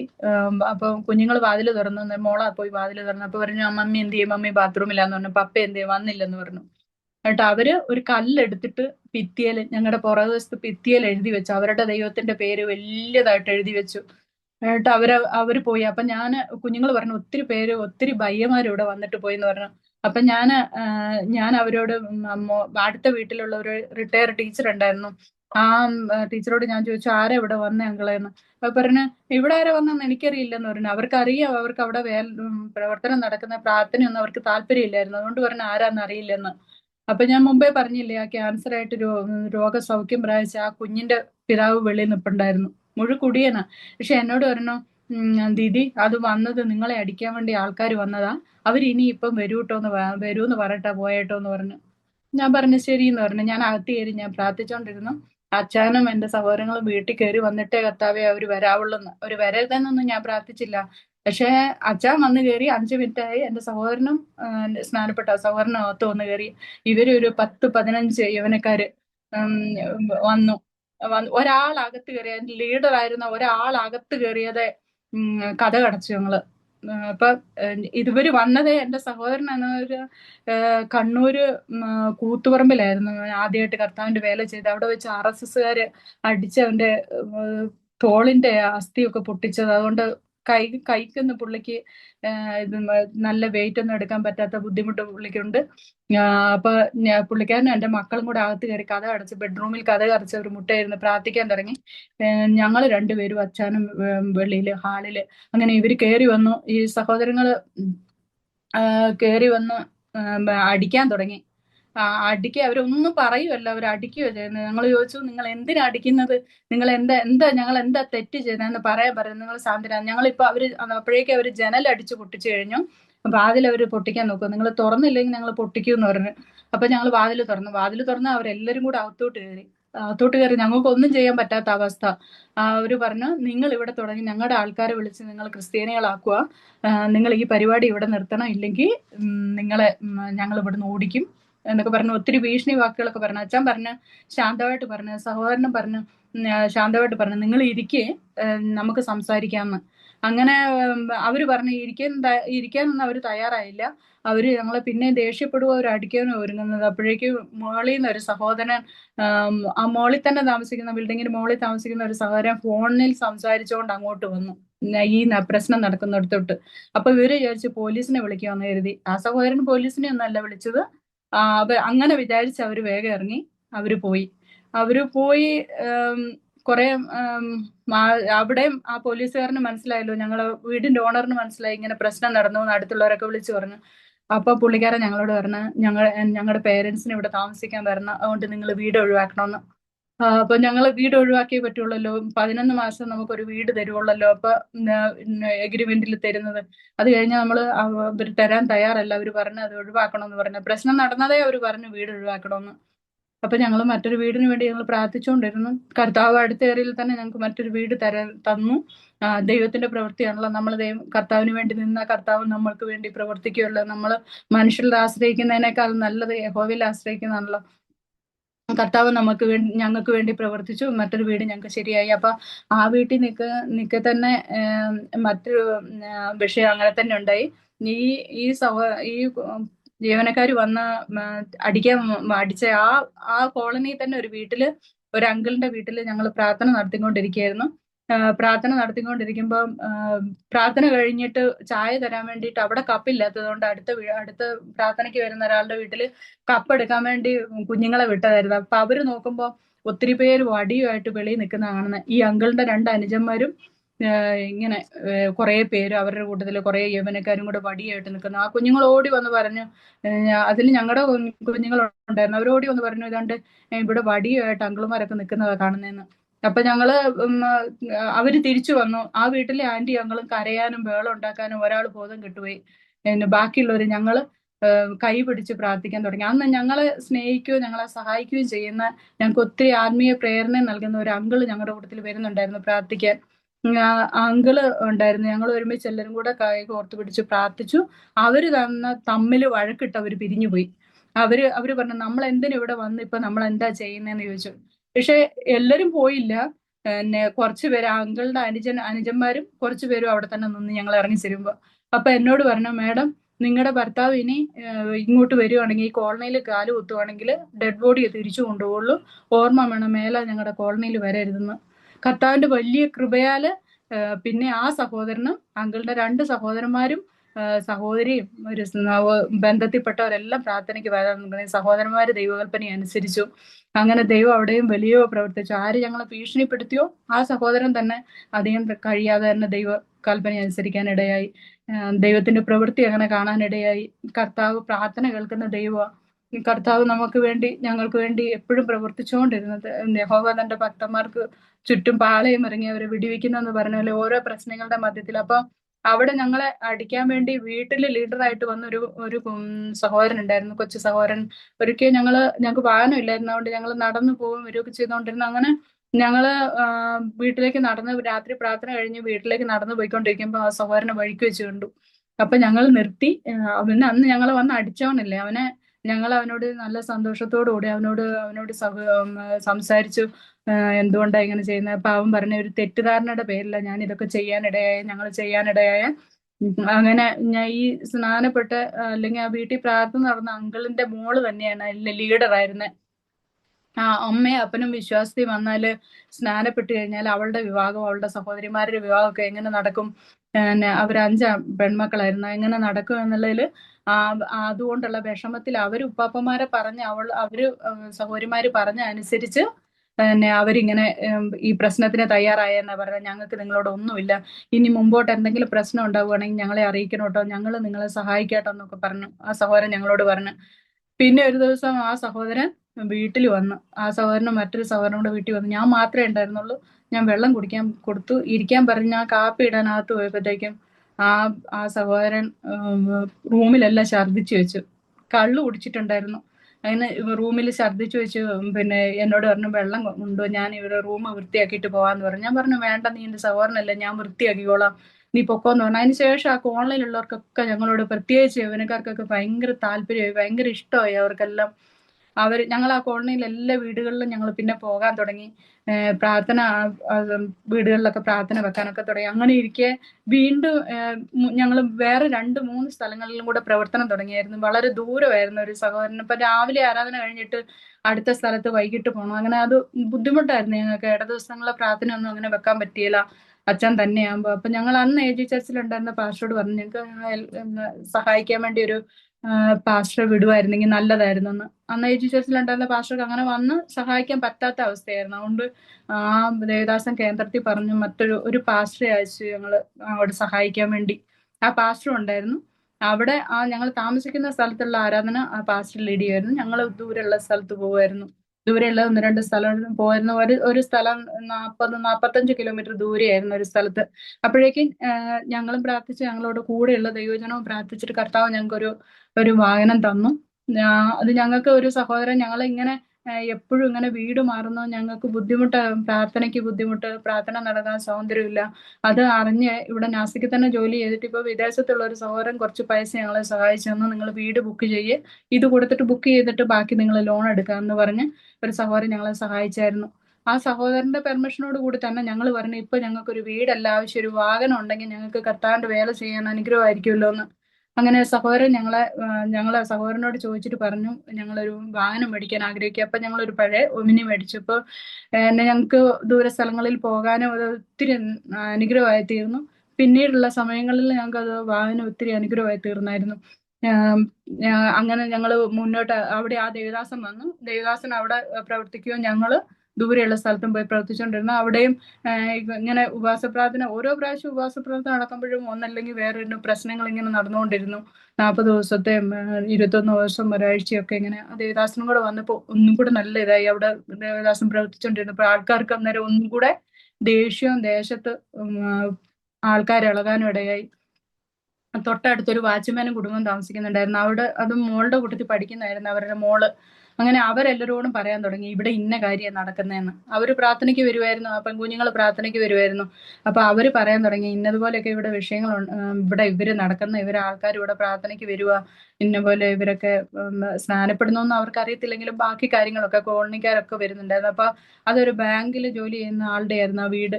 അപ്പൊ ആളോട് വിളിച്ചു പറഞ്ഞു കോളനിക്കാർ മൊത്തം നിങ്ങളുടെ വീട്ടിലാ, ഇങ്ങനെ ഈ വീട്ടിൽ ഇങ്ങനെ പ്രശ്നം നടന്നുകൊണ്ടിരിക്കുക, അപ്പൊ ഇവര് ഒഴിവാക്കണം. അപ്പൊ ഞങ്ങളോട് പറഞ്ഞ് നിങ്ങള് വീടിന് വാടക കൂടുതൽ തരണമെന്ന് പറഞ്ഞു. അപ്പൊ അവച്ചാൻ പറഞ്ഞു ഇപ്പൊ തരുന്നതിലും കൂടുതൽ ഞങ്ങൾക്ക് തരാൻ നിവൃത്തിയില്ല, പറ്റിയല്ലെന്ന് പറഞ്ഞു.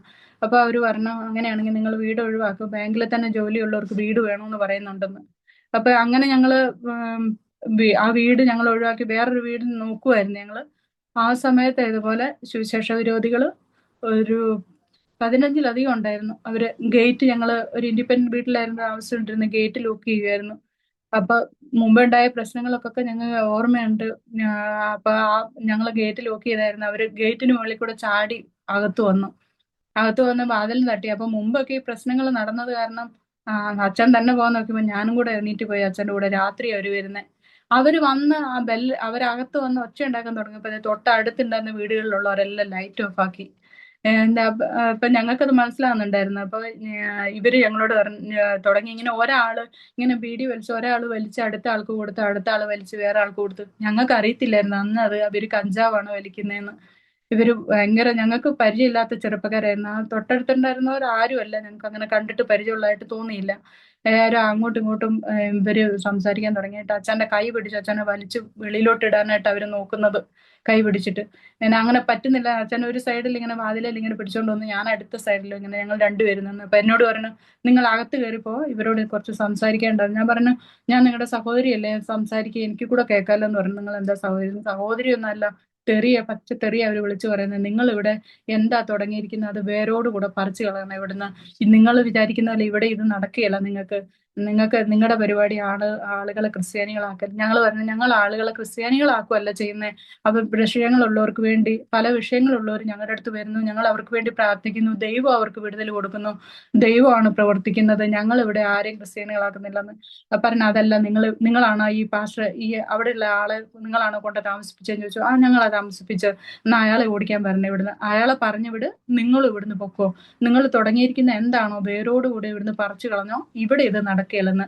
നിങ്ങൾ കോളനിയിലെ ആൾക്കാരെല്ലാം വിളിച്ച് ഇവിടെ കൂട്ടുവാണോ എന്നൊക്കെ ചോദിച്ചു. ഞങ്ങൾ പറഞ്ഞു, ഞങ്ങൾ ആരെയും വിളിച്ചു കൂട്ടുന്നതല്ല, ഞങ്ങൾ സ്വന്തം അഭിപ്രായത്തിൽ നിങ്ങൾ രോഗികളുടെ ഒക്കെ വീട് വഴി കയറി ഇറങ്ങുവാന്ന് കേട്ടു, നിർബന്ധമായിട്ട് അവര് നിങ്ങൾ മതപരിവർത്തനം നോക്കുന്നു. ഞങ്ങൾ പറഞ്ഞു, അല്ല, അവര് ഞങ്ങളെ വിളിക്കുന്ന വീടുകളിലാണ് ഞങ്ങൾ പോകുന്നത്, ഇവിടെ വരുന്നവർക്ക് വേണ്ടി ഞങ്ങൾ പ്രാർത്ഥിക്കുന്നുണ്ട്, താല്പര്യമില്ലാത്തവർക്ക് ആരുടെ വീടുകൾ ഞങ്ങൾ പോകുകയില്ല, താല്പര്യമില്ലാത്തവർക്ക് ആർക്കും വേണ്ടി ഞങ്ങൾ പ്രാർത്ഥിക്കുകയില്ലെന്ന് പറഞ്ഞു. വിശ്വസിക്കുന്നവർക്ക് വേണ്ടി, താല്പര്യമുള്ളവർക്ക് മാത്രം വേണ്ടി ഞങ്ങൾ പ്രാർത്ഥിക്കുന്ന ദൈവിക വിടുതൽ കാണുമ്പോൾ അവര് സന്തോഷത്തോടെ വരുന്നു എന്ന് ഞങ്ങൾ പറഞ്ഞു. അപ്പൊ അവർക്കത് കേൾക്കാൻ തയ്യാറല്ലായിരുന്നു. എന്നിട്ട് അവര് പറഞ്ഞു, ശരി, ഞങ്ങൾ പറഞ്ഞു, ഞങ്ങൾ ഇവിടുന്ന് മാറണമെന്ന് പറഞ്ഞു. ഞങ്ങൾ പറഞ്ഞു, ഞങ്ങൾ വീട് മാറുക, ഞങ്ങൾ വരുന്ന മാസം ലാസ്റ്റ് വീട് മാറുമെന്ന് പറഞ്ഞു. അപ്പൊ വരുന്ന മാസം ലാസ്റ്റ് ഞങ്ങൾ ആ സമയം നോക്കും, നിങ്ങൾ മാറിയില്ലെങ്കിൽ ഞങ്ങൾ അന്ന് വരുമെന്ന് പറഞ്ഞു. ഞങ്ങൾ നിങ്ങളെ വെറുതെ വിടുകയല്ലെന്ന് പറഞ്ഞു. അപ്പൊ ഞങ്ങൾ പറഞ്ഞു, ഞങ്ങൾ മാറും എന്ന് ഞങ്ങൾ തീർച്ചയായിട്ടും പറഞ്ഞത് കൊണ്ട് അവര് പറഞ്ഞു, എന്നാ ശരി, ഞങ്ങൾ ഇപ്പൊ പോവുക തൽക്കാലം എന്ന് പറഞ്ഞു. അവര് അത്രയും പേര് പോയതിന് ശേഷം പിന്നെ അവരുടെ ലീഡറായ ആ ദേശത്തെ പ്രമാണിയായ ഒത്തിരി ധനികനായ ഒരാളുടെ മോൻ, ആ ഒരു മോനേ ഉള്ളൂ ആൾക്ക്, വന്ന് ഞങ്ങളുടെ അടുത്ത് പറഞ്ഞു, യൗവനക്കാരന് ഞങ്ങളുടെ അടുത്ത് പറഞ്ഞു, ഞങ്ങൾ ഒത്തിരി സ്നേഹമായിട്ട് തന്നെ വന്നു. അപ്പൊ ഞങ്ങൾ ചോദിച്ചു, നിങ്ങൾ ഇങ്ങനെയുള്ളടത്ത് ഞങ്ങളുടെ വീട്ടിൽ തന്നെ വന്ന എന്താ, അതിനെന്താ, എനിക്കറിയാം നിങ്ങൾ ഞങ്ങളെ ഒന്നും ചെയ്യലെന്ന് പറഞ്ഞു. അപ്പൊ ഞങ്ങളുമായിട്ട് സ്നേഹമായിട്ട് സംസാരിച്ച് അച്ഛൻ അവനോട് വചനം പറഞ്ഞു, സഹോദരനോട് പറഞ്ഞു, നിങ്ങൾക്ക് ചിന്ത വേണം, നിങ്ങൾക്ക് ഒരു പെൺകുഞ്ഞുണ്ടെന്ന്, നിങ്ങൾ ഈ മക്കളെ രണ്ടുപേരെ പഠിപ്പിക്ക്, ഇവര് നല്ല രീതിയിലായതിനു ശേഷം ഒരു മന്ദിരം പണിയാനൊക്കെ ഞാൻ നിങ്ങളെ സഹായിക്കാം. അങ്ങനെയല്ല, ഇപ്പം നിങ്ങൾ സാറേ എന്താ ചെയ്യേണ്ടത്, നിങ്ങൾ ജോലി ചെയ്യേ, നിങ്ങൾ കുഞ്ഞുങ്ങളുടെ വിദ്യാഭ്യാസം നല്ല രീതിയിൽ നടത്തുക, അവരെ പഠിപ്പിക്കുക, അവർ നല്ല രീതിയിലൊക്കെ കൊണ്ടുവന്ന് അതിനുശേഷം നിങ്ങൾ ഇങ്ങനത്തെ കാര്യങ്ങളൊക്കെ ചിന്തിക്കുന്നു പറഞ്ഞു. അച്ഛൻ പറഞ്ഞു, ശരി എന്ന് പറഞ്ഞു. പിന്നെ അല്ലെങ്കിൽ നോക്കിക്കോ, ഞാൻ ആൾക്കാരെ വിട്ട് നിങ്ങളെ അടിച്ചു വിടുന്ന ഓടിക്കും, നിങ്ങളെ അവര് വെറുതെ വിടുകയില്ല. പക്ഷെ അച്ഛൻ പറഞ്ഞു, അങ്ങനെ സഹോദരൻ അങ്ങനെ തോന്നിയേ ഇല്ല ചെയ്യാൻ വേണ്ടി, ആ ദൈവം അനുവദിക്കുകയല്ല ചെയ്യാന്ന് പറഞ്ഞു. എന്നെ നിങ്ങൾ അറിയല്ല, ഞാനാ ചെയ്തതെന്ന് നിങ്ങൾ അറിയല്ലെന്ന് പറഞ്ഞു. അടുത്ത മാസമായി ഞങ്ങള് ആ വീട് ഞങ്ങൾ ഒഴിവാക്കി. അതിനടുത്ത് ഞാൻ അച്ഛനോട് ഒത്തിരി പറഞ്ഞു, നമുക്ക് ഇത്ര അടുത്ത് ഇനി വീട് മേടിക്കേണ്ട അച്ഛന്ന്.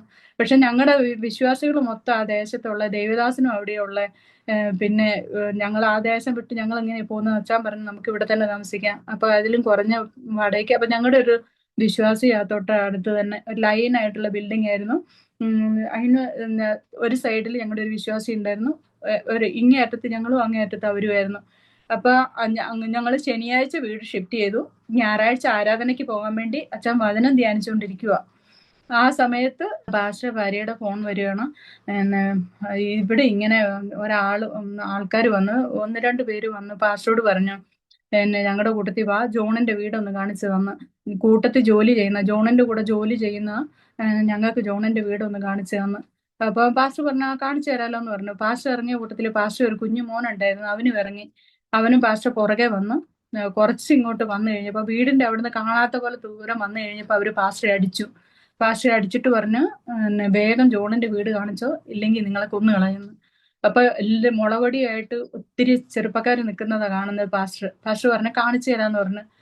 പക്ഷെ പാസ്റ്റർ കുഞ്ഞ് ഓടിപ്പോയി സിസ്റ്ററോട് പോയി പറഞ്ഞു, അവന്റെ മമ്മിയോട് പോയി പറഞ്ഞു, പപ്പയെ ആൾക്കാർ അടിച്ചു, പിന്നെ അവർ പിടിച്ചോണ്ട് പോയിട്ടുണ്ട് പപ്പയെന്ന് പറഞ്ഞു. അപ്പൊ സിസ്റ്റർ ഫോൺ ചെയ്തപ്പോ ഞാൻ ആ ഫോൺ അറ്റൻഡ് ചെയ്തു. ഞാൻ പറഞ്ഞു, സിസ്റ്റർ ഇങ്ങോട്ട് വന്നിട്ടില്ലല്ലോ, നോക്കട്ടെ എന്ന് പറഞ്ഞു. അപ്പൊ ഞങ്ങൾ മക്കളെ രണ്ടുപേര് ആ തൊട്ട് ഏരിയകളിലൊക്കെ പ്രാർത്ഥനയ്ക്ക് വരുന്ന സഹോദരങ്ങൾ ഉണ്ടായിരുന്നു. അപ്പൊ തൊട്ടടുത്ത് ബൈബിൾ കോളേജിൽ അന്ന് 6 മാസത്തെ കോഴ്സ് ചെയ്ത ഒരു സഹോദരൻ താമസിക്കുന്നുണ്ടായിരുന്നു. അപ്പൊ ആ സഹോദരന്റെ വീട്ടിലേക്ക് പിള്ളേരെ വിട്ടു, അങ്കിളിനോട് പോയി പറ, ഒന്ന് വേഗം വരാൻ പറ, പാസ്റ്റർ ഇങ്ങനെ ആരെ കൊണ്ടുപോയി, ആ കാര്യം പറയാൻ വേണ്ടിയാ. അങ്ങോട്ട് കുഞ്ഞുങ്ങൾ ചെല്ലുമ്പോൾ ഉണ്ട് പാസ്റ്ററെ പിടിച്ചിട്ട് ആൾക്കാരെല്ലാം കൂടെ വരുന്നു. അപ്പൊ പിള്ളേർ ഓടി തിരിച്ചു വന്നു. ഏതാണ്ട് കുറേ ആൾക്കാർ വടിയൊക്കെ ആയിട്ട് വരുന്നുണ്ട്. പാസ്റ്ററും ഉണ്ട് കൂട്ടത്തിൽ നിന്ന്. അപ്പൊ ഞങ്ങൾക്ക് മനസ്സിലായി ഇത് ഞങ്ങളുടെ അടുത്തോട്ടാ വരുന്നതെന്ന്. അപ്പം പാസ്റ്റർ ഞങ്ങളുടെ അടുത്തോട്ട് നേരെ കൊണ്ടുവന്നാലും ഞങ്ങൾക്ക് ഒന്നും അറിയില്ലല്ലോ, ഞങ്ങളെ അവർ ഉപദ്രവിക്കുന്നുള്ള അറിയാം. അപ്പൊ പാസ്റ്റർ എന്ത് ചെയ്തു, ആ സഹോദരന്റെ വീട്ടിലോട്ട് കൊണ്ടുപോയി. അവര് ചെന്നതേ ആ സഹോദരന്റെ വലിയ ജനലായിരുന്നു, അത് അടിച്ചു പൊട്ടിച്ചവര്. ആ ജനൽ അടിച്ചു പൊട്ടിച്ചിട്ട് അവര് ആ സഹോദരനെ, വാതിൽ തുറന്ന സഹോദരൻ വരുമ്പോ സഹോദരനെ അടിക്കാൻ വേണ്ടി ഓങ്ങിയതേ പറഞ്ഞു, ഇത് നമ്മുടെ ആളാ, അവരുടെ ദൈവത്തിന്റെ പേര് പറഞ്ഞത്, ഇന്ന ആളെ അടിക്കല്ലേ എന്ന് പറഞ്ഞ കൂട്ടത്തിലുണ്ടായിരുന്ന ആരോ. അപ്പൊ അവിടുന്ന് അവര് പറഞ്ഞു, പെട്ടെന്ന് ജോണിന്റെ വീട് കാണിച്ചോ, ഇല്ലെങ്കിൽ നിങ്ങളെ ശരിയാക്കും എന്ന് പറഞ്ഞു. അപ്പൊ ഈ സഹോദരൻ പറഞ്ഞു, ഈ കൊണ്ടച്ചെന്ന വീട്ടിലെ സഹോദരൻ പറഞ്ഞു, പേരൊന്നും ഞാൻ പറയുന്നില്ല, ആ സഹോദരൻ പറഞ്ഞു ഞാൻ വീട് കാണിച്ചു തരാം വാ എന്ന് പറഞ്ഞു. അപ്പൊ ആ സഹോദരനും പാസ്റ്ററും ഞങ്ങളുടെ അടുത്തോട്ട് വന്നു. പിന്നെ വാതിലെ തട്ടിയപ്പോ അതിന് മുമ്പേ കുഞ്ഞുങ്ങൾ വന്നപ്പോ ഞങ്ങൾക്ക് കാര്യം മനസ്സിലായല്ലോ, അത് കർത്താവായിട്ടാ. അങ്ങനെ സിസ്റ്റർ മുമ്പേ അറിയിക്കാനും ഞങ്ങൾ അങ്ങനെ അല്ലേ അച്ഛൻ നേരിട്ട് ചെന്ന് അവരുടെ മുമ്പിൽ വീണേനായിരുന്നു. അച്ഛനോട് ഞാൻ പറഞ്ഞു, അച്ഛൻ അവര് വരുമെന്ന് അറിയായിരുന്നു, അച്ഛൻ വാതിൽ തുറക്കരുത്, ഞാൻ പോയി തുറന്നോളാം അച്ഛൻ. അപ്പം മറഞ്ഞിരിക്കാൻ ഒരു സ്ഥലമില്ല അവിടെ, ഫ്രിഡ്ജിന്റെ പുറകിലായിട്ട് അച്ഛൻ മാറിയെന്ന്. ഞാൻ പറഞ്ഞു, അച്ഛൻ നേരിട്ട് വരരുതേ. അങ്ങനെ അവര് വന്നു, വാതിൽ തട്ടി, ഞാൻ ചെന്നു. ജോൺ എന്ത് ചെയ്യുന്നു ചോദിച്ചു. ഞാൻ പറഞ്ഞു, ഇവിടെ ഇല്ല, വെളിയിൽ പോയതാന്ന് പറഞ്ഞു. അപ്പൊ പാസ്റ്റർ എന്നോട് പറയുന്നുണ്ട്, മലയാളത്തിൽ പറയരുതേ സിസ്റ്ററെ, പറയരുതേ എന്ന്, ഇവിടെ ഉണ്ടെന്ന് പറയരുതേ എന്ന്. അപ്പൊ അവര് ഞങ്ങളോട് ഇങ്ങനെ ഒത്തിരി ദേഷ്യപ്പെട്ടിട്ട് പറഞ്ഞു, ഇറങ്ങി വരാൻ പറ, ഇറങ്ങി വരാൻ പറ. ഇവിടെ ഇല്ലെന്ന് പറഞ്ഞപ്പോ ആദ്യം അവർ ആ ദേശത്തുള്ളവരല്ലായിരുന്നു. അങ്ങനെയായിരുന്നെങ്കിൽ അവർക്കറിയായിരുന്നു വെളിയിൽ ഒമിനി കിടപ്പുണ്ടെങ്കിൽ ഈ ആള് വീട്ടിലുണ്ടാവും, ഞങ്ങള് പ്രാർത്ഥനയ്ക്ക് പോകുമ്പോഴേ ഈ വാഹനമായിട്ട് ഞങ്ങൾ പോവുള്ളൂന്ന്. അപ്പൊ അവര് ഞങ്ങളെ പാസ്റ്റർ ഇങ്ങനെ പറയുന്നത് കൊണ്ട് അല്ലെങ്കിലും പറയലായിരുന്നു ഞാൻ, എനിക്കറിയാം അവര് അച്ഛനെ ശരിയാക്കൂന്ന്. അങ്ങനെ അവര് സംസാരിച്ചു വന്നു. അവര് പറഞ്ഞ, നിങ്ങൾ വീട് ഇയാളെ നിങ്ങളാണോ കൊണ്ടുവന്നത് ചോദിച്ചു. അതേന്ന് പറഞ്ഞു. അപ്പൊ നിങ്ങൾ പിന്നെ ഇവിടെ എന്താ തുടങ്ങിയിരിക്കുന്നത്? ഞങ്ങൾ പറഞ്ഞു, ഞങ്ങൾ ഇവിടെ ഒന്നും ചെയ്യുന്നില്ലല്ലോ, നിങ്ങൾ ഇവിടെ ആൾക്കാരെ പൈസ കൊടുത്ത് മതം മാറ്റുവാണോ എന്ന് ചോദിച്ചു. ഞാൻ പറഞ്ഞു, അപ്പൊ ഞങ്ങൾക്ക് തന്നെ ജീവിക്കാൻ ഞങ്ങൾ ഒത്തിരി ബുദ്ധിമുട്ടാണ് ജീവിക്കുന്നത്, അപ്പൊ ഞങ്ങൾക്ക് ആർക്കും കാശ് കൊടുക്കാനൊന്നും ഇല്ലെന്ന് പറഞ്ഞു. പക്ഷെ ഞങ്ങളുടെ അടുത്ത് രോഗികളോ അല്ലെങ്കിൽ പ്രശ്നമുള്ളവരോ ഞങ്ങളുടെ അടുത്ത് വന്നാൽ അവർക്ക് വേണ്ടി ഞങ്ങൾ പ്രാർത്ഥിക്കും, അവർക്ക് ദൈവിക വിടുതൽ, ദൈവം അവർക്ക് വിടുതൽ കൊടുക്കുന്നുണ്ട്, അത് ശരി തന്നെയാണ്. പക്ഷെ ആകെ ഞങ്ങൾ പൈസ കൊടുത്ത് ആരെയും ഞങ്ങൾ ആക്കുന്നില്ലെന്ന് പറഞ്ഞു. അപ്പൊ അവര് പറയുക, നമ്മൾ ഇവളോട് ഇങ്ങനെ ഇവളോട് ഇങ്ങനെ മധുരമായിട്ട് സംസാരിച്ച് ഇവള് നമ്മളെയും ഇതാക്കി തീർക്കും, എന്നെ ഇവളോട് സംസാരിക്കാനേ നിൽക്കണ്ടെന്ന് പറഞ്ഞു. നമ്പർ തരാൻ പറഞ്ഞു. ഞാൻ പറഞ്ഞു, ഞങ്ങൾക്ക് ഒരു ഫോണേ ഉള്ളത്, എന്റെ കയ്യിലുള്ളത്. അപ്പൊ ഞങ്ങള് വരുമ്പോ അറിയിക്കാൻ, നിങ്ങളുടെ ഫോൺ നമ്പർ തരാൻ പറഞ്ഞു. അപ്പൊ അവര് ഫോൺ നമ്പർ എന്താന്നില്ല, ഒരു ഭിത്തിയിൽ ഉണ്ടായിരുന്ന വീടിന്റെ ഓണറിന്റെ നമ്പർ എഴുതിയെടുത്തു. അവര് പറഞ്ഞു, 24 മണിക്കൂറിനുള്ളിൽ ഞങ്ങള് വിചാരിച്ചാൽ ഇവിടെ ആള് വരും, നിങ്ങളെ കത്തിച്ച് കളയെന്ന് പറഞ്ഞു. ഗ്രഹാൻസിനെയും മക്കളെയും കത്തിച്ചത് ഓർമ്മയുണ്ടോ എന്ന് പറഞ്ഞു. ഉണ്ട്. അങ്ങനെ നിങ്ങളെ ഞങ്ങൾ കത്തിച്ച് കളയും, വേഗം ഇവിടുന്ന് സ്ഥലം വിട്ടോ, ദേശം വിട്ടോ, ഇല്ലെങ്കിൽ നിങ്ങളെ ഞങ്ങൾ ശരിയാക്കും എന്ന് പറഞ്ഞു. ഞങ്ങൾ എന്നിട്ട് എന്ത് ചെയ്യണമെന്നറിയില്ല, അവരങ്ങനെ പറഞ്ഞിട്ട് പോയി. പാസ്റ്ററും കുടുംബത്തെയും പറഞ്ഞു വിടാനാ പറയുന്നത്, ഞങ്ങളോടും പോകാൻ പറഞ്ഞു. പക്ഷെ പാസ്റ്ററോടും കുടുംബത്തോടും ഞങ്ങൾ പറഞ്ഞു, നിങ്ങൾ തൽക്കാലം നിൽക്കണ്ട, ഞങ്ങൾക്ക് അവർക്ക് വേണ്ടി ഒന്നും ചെയ്യാൻ പറ്റൂലല്ലോ ആ സമയത്ത്. അങ്ങനെ ഒരു വീട്ടിൽ ഇരുന്നാലും അവര് അറിയുമല്ലോ, അങ്ങനെ അവരെ ഞങ്ങൾ പറഞ്ഞു വിട്ടു. പക്ഷെ ഞങ്ങൾ ഇങ്ങോട്ട് പോകാൻ, അച്ഛൻ അവിടെ ജോലി ചെയ്യുന്ന ദൈവമക്കളും അവരെ വിട്ടിട്ട് എവിടെ പോകാൻ? അപ്പൊ ഞങ്ങൾ ഭാരപ്പെട്ടു. അപ്പൊ ഞങ്ങളുടെ കൂടെ ആരാധിക്കുന്ന ദൈവമക്കൾ തന്നെ ഞങ്ങളോട് പറഞ്ഞു, അന്ന് ഒരു സഹോദരൻ കേൾക്കുകയാണ്, ഒരാൾ മറ്റൊരാളോട് സംസാരിക്കുന്നത്, ഒരു കോൺട്രാക്ടറാ വേറെ ആളോട് സംസാരിക്കുന്നത് കേൾക്കുക, ജോണിനെ കെട്ടി അങ്ങ് തട്ടിക്കളഞ്ഞേ കിട്ടുമെന്ന്, ഇവിടുന്ന് ഈ പരിപാടി നമുക്ക് നിർത്താമെന്നല്ലേ പറ്റുള്ളൂ എന്ന്. അപ്പൊ ആ മുമ്പേ വന്ന ആ സഹോദരൻ പറഞ്ഞതുപോലെ തന്നെ പുള്ളിക്കാരൻ വാടകയ്ക്ക് എടുത്ത ഗുണ്ടകളായിരുന്നു ഈ ലാസ്റ്റ് ഞങ്ങളുടെ അടുത്ത് വന്നത്. അതുകൊണ്ട് അവർക്ക് ഞങ്ങളെ കുറിച്ച് ഡീറ്റെയിൽ ഒന്നും അറിയത്തില്ലായിരുന്നു. അപ്പൊ അവരറിയേണ്ടത് ചെറിയ ചെറിയ ചെറിയ കാര്യങ്ങളൊക്കെ മാത്രം ചോദിച്ചിട്ട് അവർ പോവുകയും ചെയ്തു. അവർ പറഞ്ഞു, ഞങ്ങൾ വീണ്ടും വരും, നിങ്ങൾ ഇവിടുന്ന് കാലിയാക്കണമെന്ന്. അന്നേരം തന്നെ ആ വീടിന്റെ ഓണറെ വിളിച്ചിട്ട് പറഞ്ഞ്, ഇപ്പൊ വീട് കാലിയാക്കിക്കണം, ഇവിടെ താമസിക്കുന്നത് ആൾക്കാർ ശരിയില്ല എന്ന് പറഞ്ഞു. വീടിന്റെ ഓണർ ചോദിച്ചു, നിങ്ങൾ ആരാ സംസാരിക്കുന്നതെന്ന് ചോദിച്ചു. ഞങ്ങൾ ആരുമായിട്ട് വീട് കാലിയാക്കണോ? അപ്പൊ അയാളും ഒരു ഗുണ്ടയായിരുന്നു, ആ വീടിന്റെ ഓണർ. അത് ഞങ്ങൾക്ക് അറിയത്തില്ലായിരുന്നു. അയാള് പറഞ്ഞ, നിങ്ങള് പിന്നെ അവളിങ്ങനെ ഈ സാധനങ്ങളൊക്കെ നമ്മള് പിന്നെ എന്താ പറയുന്നത്, ലോണിന് എടുത്തോണ്ട് പോയാൽ കൃത്യസമയത്ത് ലോൺ അടച്ചില്ലെങ്കിൽ ആ സാധനങ്ങൾ വന്ന് നമ്മുടെ അടുത്തുനിന്ന് ബലമായിട്ട് പിടിച്ചു മേടിച്ചോണ്ട് പോകുന്ന അങ്ങനെയുള്ള ഒരാളായിരുന്നു അത്. പുള്ളിക്കാരൻ പറഞ്ഞ, നിങ്ങൾ ആരാന്ന് പറയാൻ പറ്റിയില്ലെങ്കിൽ എന്റെ വീട്ടിൽ താമസിക്കുന്നവരെ ഞാൻ അവരെ ഇറക്കുമൊന്നുമില്ല, അവരവിടെ താമസിച്ചോട്ടെ എന്ന് പറഞ്ഞു. എന്നിട്ട് ആ വീട്ടുകാരൻ ഞങ്ങളോട് പറഞ്ഞു, നിങ്ങൾക്ക് എന്തെങ്കിലും ബുദ്ധിമുട്ടുണ്ടായാലും എന്നോട് പറഞ്ഞാൽ മതി, ഞാൻ നോക്കിക്കോളാം, നിങ്ങൾ അവിടെ തന്നെ നിന്നോന്ന്. പക്ഷെ ഞങ്ങൾ അന്ന് ചില ദിവസങ്ങൾ ഞങ്ങൾ അന്നേരം തലേദിവസം മാറിയിട്ടേ ഉള്ളൂ, വീട് അങ്ങോട്ട് ഷിഫ്റ്റ് ചെയ്തതേ ഉള്ളൂ. അന്ന് രാത്രി ഞങ്ങളുടെ ഒരു സഹോദരൻ ഞങ്ങൾ വേറെ ഒരു സ്ഥലത്ത് ഞങ്ങൾ പ്രവർത്തിക്കുന്നുണ്ടായിരുന്നല്ലോ. ആ സ്ഥലത്ത് ഞങ്ങളുടെ ഒരു മലയാളി സഹോദരൻ ഉണ്ടായിരുന്ന സഹോദരൻ വന്ന് ഞങ്ങളുടെ കൂടെ രാത്രി കിടന്നു. ഞങ്ങളപ്പം ജനലിലൊക്കെ ഈ ഗ്ലാസ് ആയതുകൊണ്ട് ഞങ്ങൾ ജനലിലെല്ലാം കമ്പിളി എടുത്തിട്ടു. ഇവർ ജനൽ വെളിയിൽ നിന്ന് പൊട്ടിച്ചാൽ ഞങ്ങളുടെ അതിന് ആദ്യം ചെറിയ വീടായിരുന്നത്. അപ്പൊ ഞങ്ങളുടെ ദേഹത്ത് ചില്ല് വീഴാതിരിക്കാൻ വേണ്ടി ഞങ്ങൾ കമ്പിളി എടുത്ത് ജനലിൽ കൂടെ ഒക്കെ വെച്ച് ചുറ്റും 2-3 ജനൽ, ഒരു റൂമിൽ തന്നെ 2 ജനലുണ്ടായിരുന്നു. അതിൽ അങ്ങനെ ഞങ്ങൾ അന്ന് രാത്രി ലൈറ്റ് ഓൺ ആക്കാതെ, ഞങ്ങൾ ലൈറ്റ് ഓൺ ആക്കാതെ ബിൽഡിങ്ങിന്റെ സ്റ്റെപ്പ് കയറി ബിൽഡിങ്ങിന്റെ മുകളിൽ പോയി മേളിൽ നിന്ന് ഞങ്ങളുടെ വിശ്വാസി സഹോദരന്റെ വീട്ടിൽ പോയാ ഭക്ഷണം കഴിച്ചത്. എന്നിട്ട് അതിലേ തന്നെ ഞങ്ങൾ തിരിച്ചു വന്ന് രാത്രി അവിടെ കിടന്നുറങ്ങി. അച്ഛൻ അപ്പോൾ ഓഫീസിൽ പോയി. അപ്പോഴാണ് ഞങ്ങളുടെ സഹോദരൻ ഇങ്ങനെ വിളിച്ചു പറയുന്നത്, നിങ്ങൾ ഇവിടെ നിന്നാല് നിങ്ങളെ അവർ ശരിയാക്കും എന്നാ പറഞ്ഞിരിക്കുന്നത്, അതുകൊണ്ട് ഇവിടെ നിൽക്കരുത്, നിങ്ങൾ ഇവിടുന്ന് മാറണം കുറച്ച് നാളത്തെങ്കിലും. ഞങ്ങൾക്ക് പോകാൻ ഒരു വഴിയില്ലായിരുന്നു. അപ്പോഴേ ഞങ്ങൾ പറഞ്ഞല്ലോ, മുമ്പേ ഞങ്ങളെ സഹായിക്കുന്ന ഒരു അങ്കിളും ഒരു കുടുംബം ഉണ്ടായിരുന്നു. ഞങ്ങൾ അങ്കിളും ക്വാർട്ടേഴ്സിലായിരുന്നു താമസിക്കുന്നത്. അപ്പൊ അങ്കിളിനോട് ഞങ്ങൾ വിളിച്ചു പറഞ്ഞു, ഞങ്ങൾ അങ്ങോട്ട് വരും കേട്ടോ എന്ന്. അങ്കിള് ഞങ്ങളോട് പറഞ്ഞു, വാ എന്ന് പറഞ്ഞു, സന്തോഷാന്ന് പറഞ്ഞു. ഇതറിഞ്ഞ് അപ്പം ഞങ്ങൾ അതിന് മുമ്പ് പ്രശ്നം ഉണ്ടായപ്പോഴൊക്കെ വന്നായിരുന്നു. അപ്പൊ ആദ്യ നാളുകളിൽ അങ്കിള് ഞങ്ങളുടെ കൂട്ടത്തിൽ ശനിയാഴ്ച വൈകിട്ട് വന്ന് ശനിയാഴ്ച അങ്കിള് ഞങ്ങൾ ഒരുമിച്ചിരുന്ന് പ്രാർത്ഥിക്കുകയും ഞായറാഴ്ച പ്രാർത്ഥനയും കഴിഞ്ഞിട്ടായിരുന്നു അങ്കിള് പോവുകയുള്ളായിരുന്നു. AG ചർച്ചിൽ സെക്രട്ടറി ആയിട്ട് ആദ്യ നാളുകളിൽ ഉണ്ടായിരുന്ന ഒരു അങ്കിളായിരുന്നു. അപ്പൊ ഞങ്ങളോട് വളരെ കാര്യമായിരുന്നു. എന്നെ ഒത്തിരി പ്രോത്സാഹിപ്പിച്ചത് അങ്കിളാ. ശരിക്കും പറഞ്ഞാൽ കർത്താവിന്റെ വേലയിൽ ഞാൻ സമർപ്പിച്ചു, പക്ഷെ എനിക്കത് സാധിക്കുമോ? എനിക്ക് ഭാഷ അറിയില്ല, ഒരു കഴിവും ഇല്ലാത്തോളാ. പറഞ്ഞാല് പൊട്ടത്തിന്നും കഴുതാന്നൊക്കെ നമ്മുടെ ആൾക്കാർ പറയുന്ന പോലെ ഒരു ഇത് കഴിവില്ലാത്തൊരു ഒരു കഴിവും എനിക്കില്ലായിരുന്നു. അങ്കിൾ എന്നെ ഒത്തിരി എന്നെ പ്രോത്സാഹനം തന്നു. അന്നകണ്ഠത്തിൽ ആന്റിയുടെ ടെസ്റ്റ് മണിയും ദേവദാസിയുടെ ലേഖനങ്ങളൊക്കെ എനിക്ക് കൊണ്ടു തന്നിട്ട് പറഞ്ഞു, ഇത് കണ്ടില്ലേ, ഇതൊരു സഹോദരിയെ കർത്താവിന്റെ വേല ചെയ്യുന്ന സഹോദരിക്ക് എന്തുകൊണ്ട് കഴിയല്ല? ദൈവമാണ് നമുക്ക് കഴിവ് തരുന്നത്.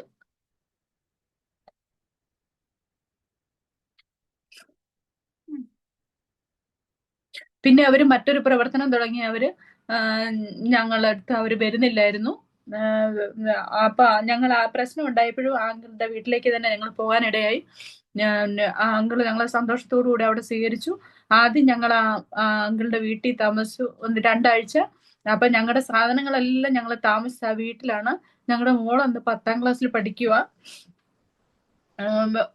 വളരെ പ്രയാസമൊക്കെ ഉണ്ടായിരുന്നെങ്കിലും നമ്മൾ ദൈവനാമത്തിൽ സഹിക്കുന്നതുകൊണ്ട് നമുക്കത് ഒരു പ്രശ്നമായിട്ടോ ഒരു വിഷമമായിട്ടോ തോന്നിയില്ല. അങ്ങനെ പിന്നെ ഞങ്ങള് അവിടുന്ന് ആങ്കിളുടെ വിശ്വാസികളുടെ വീട്ടിൽ 1 മാസം നിന്നു. അത് കഴിഞ്ഞ് ആങ്കിള് മേടിച്ച വീട്ടിൽ ഞങ്ങൾ നിന്നു. അത് കഴിഞ്ഞ് കർത്താവ് ഞങ്ങൾക്ക് വേണ്ടി പ്രവർത്തിച്ചു. അപ്പം സിറ്റിയിലൊരു വീട് അതിനിടയ്ക്ക് പോലീസ് കേസായിരുന്നത്. ഞങ്ങൾ കേസ് കൊടുത്തല്ല. അതെങ്ങനെ കേസ് വന്നു എന്ന് ഞങ്ങൾക്ക് ഇന്നും അറിയില്ല. അത് ന്യൂനപക്ഷത്തിന്റെ തോമസ് മത്തായി എന്ന് പറഞ്ഞ ദേവദാസന് അതിൽ ഇടപെട്ടായിരുന്നു.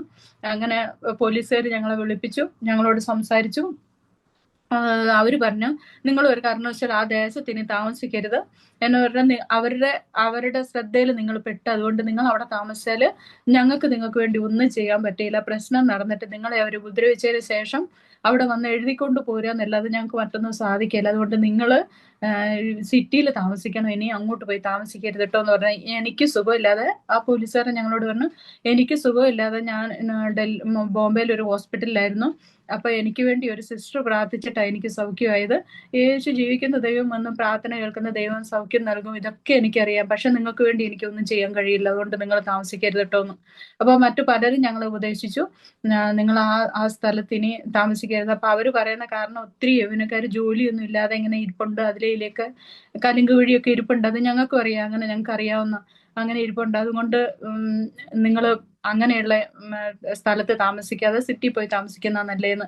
അപ്പൊ ഞങ്ങൾ സിറ്റി വന്ന് താമസിക്കാൻ, അന്ന് ഡിപ്പോസിറ്റ് കൊടുത്ത് താമസിക്കാൻ ഞങ്ങൾക്ക് പറ്റാത്ത കാരണം കൊണ്ട് ഞങ്ങൾ അങ്ങനെ വിഷമിച്ചാണ് ഈ വീടുകളിലൊക്കെ ഞങ്ങൾ മാറി മാറി താമസിച്ചത്. അങ്ങനെയൊക്കെ ഞങ്ങൾക്ക് ഒരു വിശ്വാസി അങ്കിള് തന്നെ എന്റെ സഹോദരിയുടെ വീട് ഞങ്ങൾക്ക് ഡിപ്പോസിറ്റ് ഇല്ലാതെ കൊച്ചുങ്ങൾ പഠിക്കുന്ന സ്കൂളിന്റെ തൊട്ട് മുമ്പിൽ ഒരു വിശ്വാസിയുടെ വീടുണ്ടായിരുന്നു. ആ വീട് ഡിപ്പോസിറ്റ് കൊടുക്കാതെ ആ അങ്കിള് ഞങ്ങൾക്ക് തന്നു. അവിടെ ഞങ്ങൾ 2 വർഷം ജീവിച്ചു.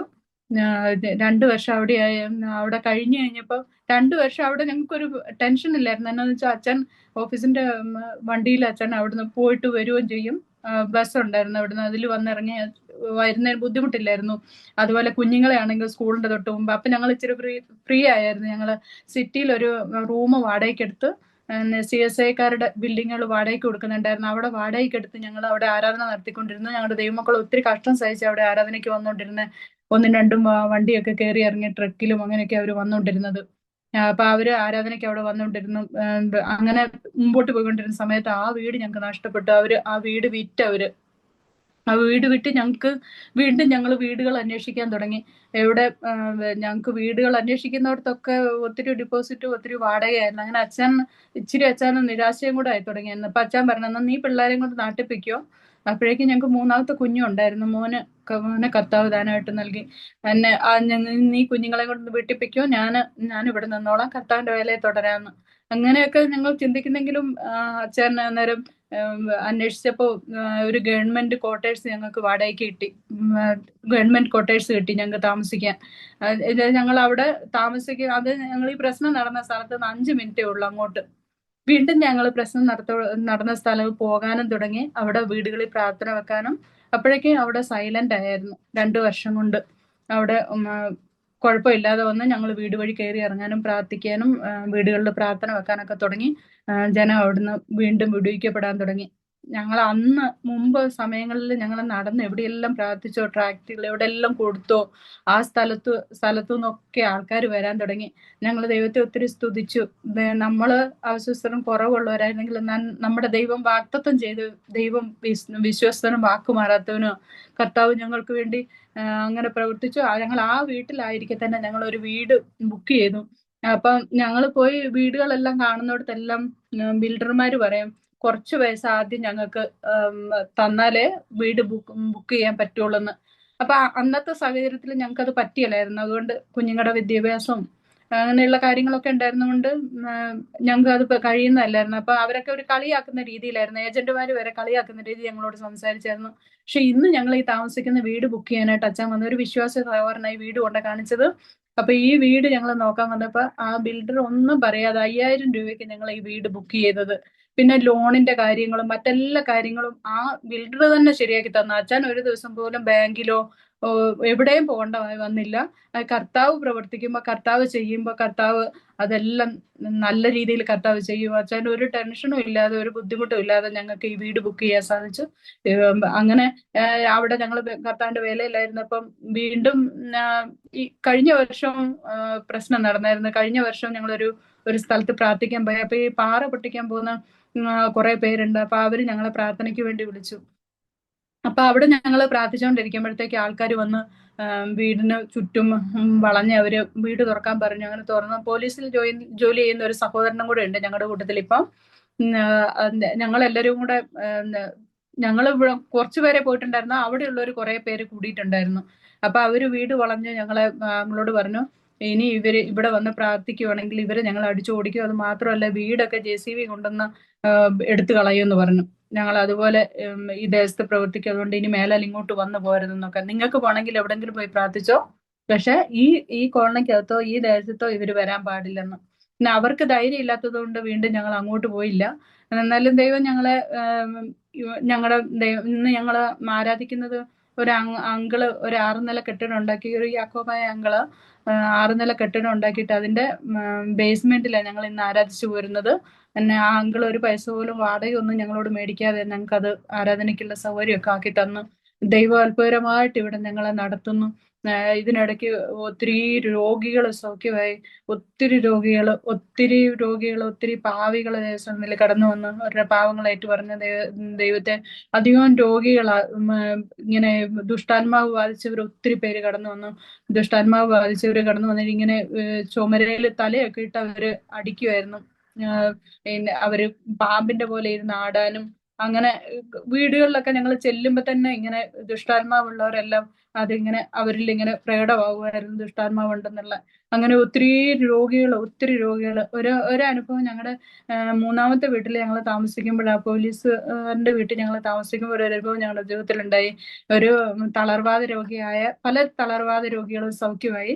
അതിലൊരു തളർവാദ രോഗിക്ക് വേണ്ടി ഞങ്ങൾ പ്രാർത്ഥിക്കുകയാണ്. റിക്ഷ ഡ്രൈവർ അങ്കിളിന്റെ മക്കളും റിക്ഷ ഡ്രൈവറാ, 3 ആൺമക്കളാ. ആ മക്കള് പിടിച്ചോണ്ടാ അവരുടെ അപ്പനെ പിടിച്ചോണ്ട് അകത്ത് കൊണ്ടിരുന്നത്. അപ്പൊ അകത്ത് കൊണ്ടുവന്ന ആ അങ്കിളിന് വേണ്ടി ഞങ്ങൾ പ്രാർത്ഥിക്കുമ്പോ ഞങ്ങൾ പ്രാർത്ഥിച്ചുകൊണ്ടിരിക്കുമ്പോ പിന്നെ ഞങ്ങൾ ചോദിച്ചു, അച്ഛൻ ചോദിച്ചു അങ്കിളിന് എന്താ അനുഭവപ്പെടുന്നതെന്ന് ചോദിച്ചു. അപ്പൊ പറഞ്ഞ് ഞാൻ ഇന്ന പോലെ കാണുന്നെന്ന് പറഞ്ഞ്. നമ്മള് യോഹന്നാന്റെ യോഹന്നാന്റെ 1-ാം അധ്യായം, വെളിപ്പാട് 1-ാം അധ്യായത്തില് യേശുവിനെ യോഹന്നാൻ കാണുന്ന ദർശനം പറയുന്നുണ്ടല്ലോ, ആ വാക്യാണ് പുള്ളി കണ്ടോണ്ടിരിക്കുന്നത്. അപ്പൊ ഞങ്ങളുടെ ജീവിതത്തിലും 12-ാം വാക്യം ഞങ്ങളുടെ ജീവിതത്തിൽ ഞങ്ങൾക്ക് ഒത്തിരി, ഞാൻ ഒരിക്കലും അങ്ങനെ കണ്ടിട്ടില്ല. ഞങ്ങളുടെ ജീവിതത്തിൽ അത് ഒത്തിരി വലിയൊരു അനുഭവമായിരുന്നു. എന്ത് പറഞ്ഞാൽ അങ്കിൾ ഇങ്ങനെ ദൈവത്തെയാണ് 7 നിലവിളക്കുകളുടെ നടുവിൽ നിലയങ്കി ധരിച്ച് മാറത്ത് പൊൻകച്ച് കെട്ടിയവനായി മനുഷ്യപുത്രനോട് സദൃശനായവനെ കണ്ടു. 12-ാമത്തെ വാക്യം കർത്താവിന്റെ അവന്റെ തലയും തലമുടിയും വെളുത്ത പഞ്ഞി പോലെ ഹിമത്തോളം വെള്ളയും കണ്ടു. അഗ്നിജാലയ്ക്ക് ഒത്തത് അതാണ് ആ അങ്കിൾ. അതുകൊണ്ട് അതാണ് കണ്ടുകൊണ്ടിരിക്കുന്നത്. അവന്റെ തലയും തലമുടിയും വെളുത്ത പഞ്ഞി പോലെ ഹിമത്തോളം വെള്ളയായും കണ്ടെന്ന് ആ ദർശനം അങ്കിൾ കാണുന്നത്. മുന്നിൽ ഞാൻ പറഞ്ഞു ഇങ്ങനെ ഒരു മനുഷ്യൻ മുമ്പിൽ നിൽക്കുന്നെന്ന് പറഞ്ഞു. അപ്പൊ ഞങ്ങൾക്ക് മനസ്സിലായി ആ അങ്കിൾ കണ്ടോണ്ടിരിക്കുന്നത് കർത്താവിനെയാണെന്ന്. പക്ഷെ ഞങ്ങൾക്കത് ഒത്തിരി ഞങ്ങളുടെ ജീവിതത്തിൽ വിശ്വസിക്കാൻ പറ്റാത്ത ഒരു അനുഭവമായിരുന്നു. അന്ന് ആ പൂർണ്ണ സൗഖ്യമായി, തളർവാദ രോഗിയായി കിടന്നിരുന്ന അങ്കിള് പൂർണ്ണ സൗഖ്യമായി അങ്കിള്.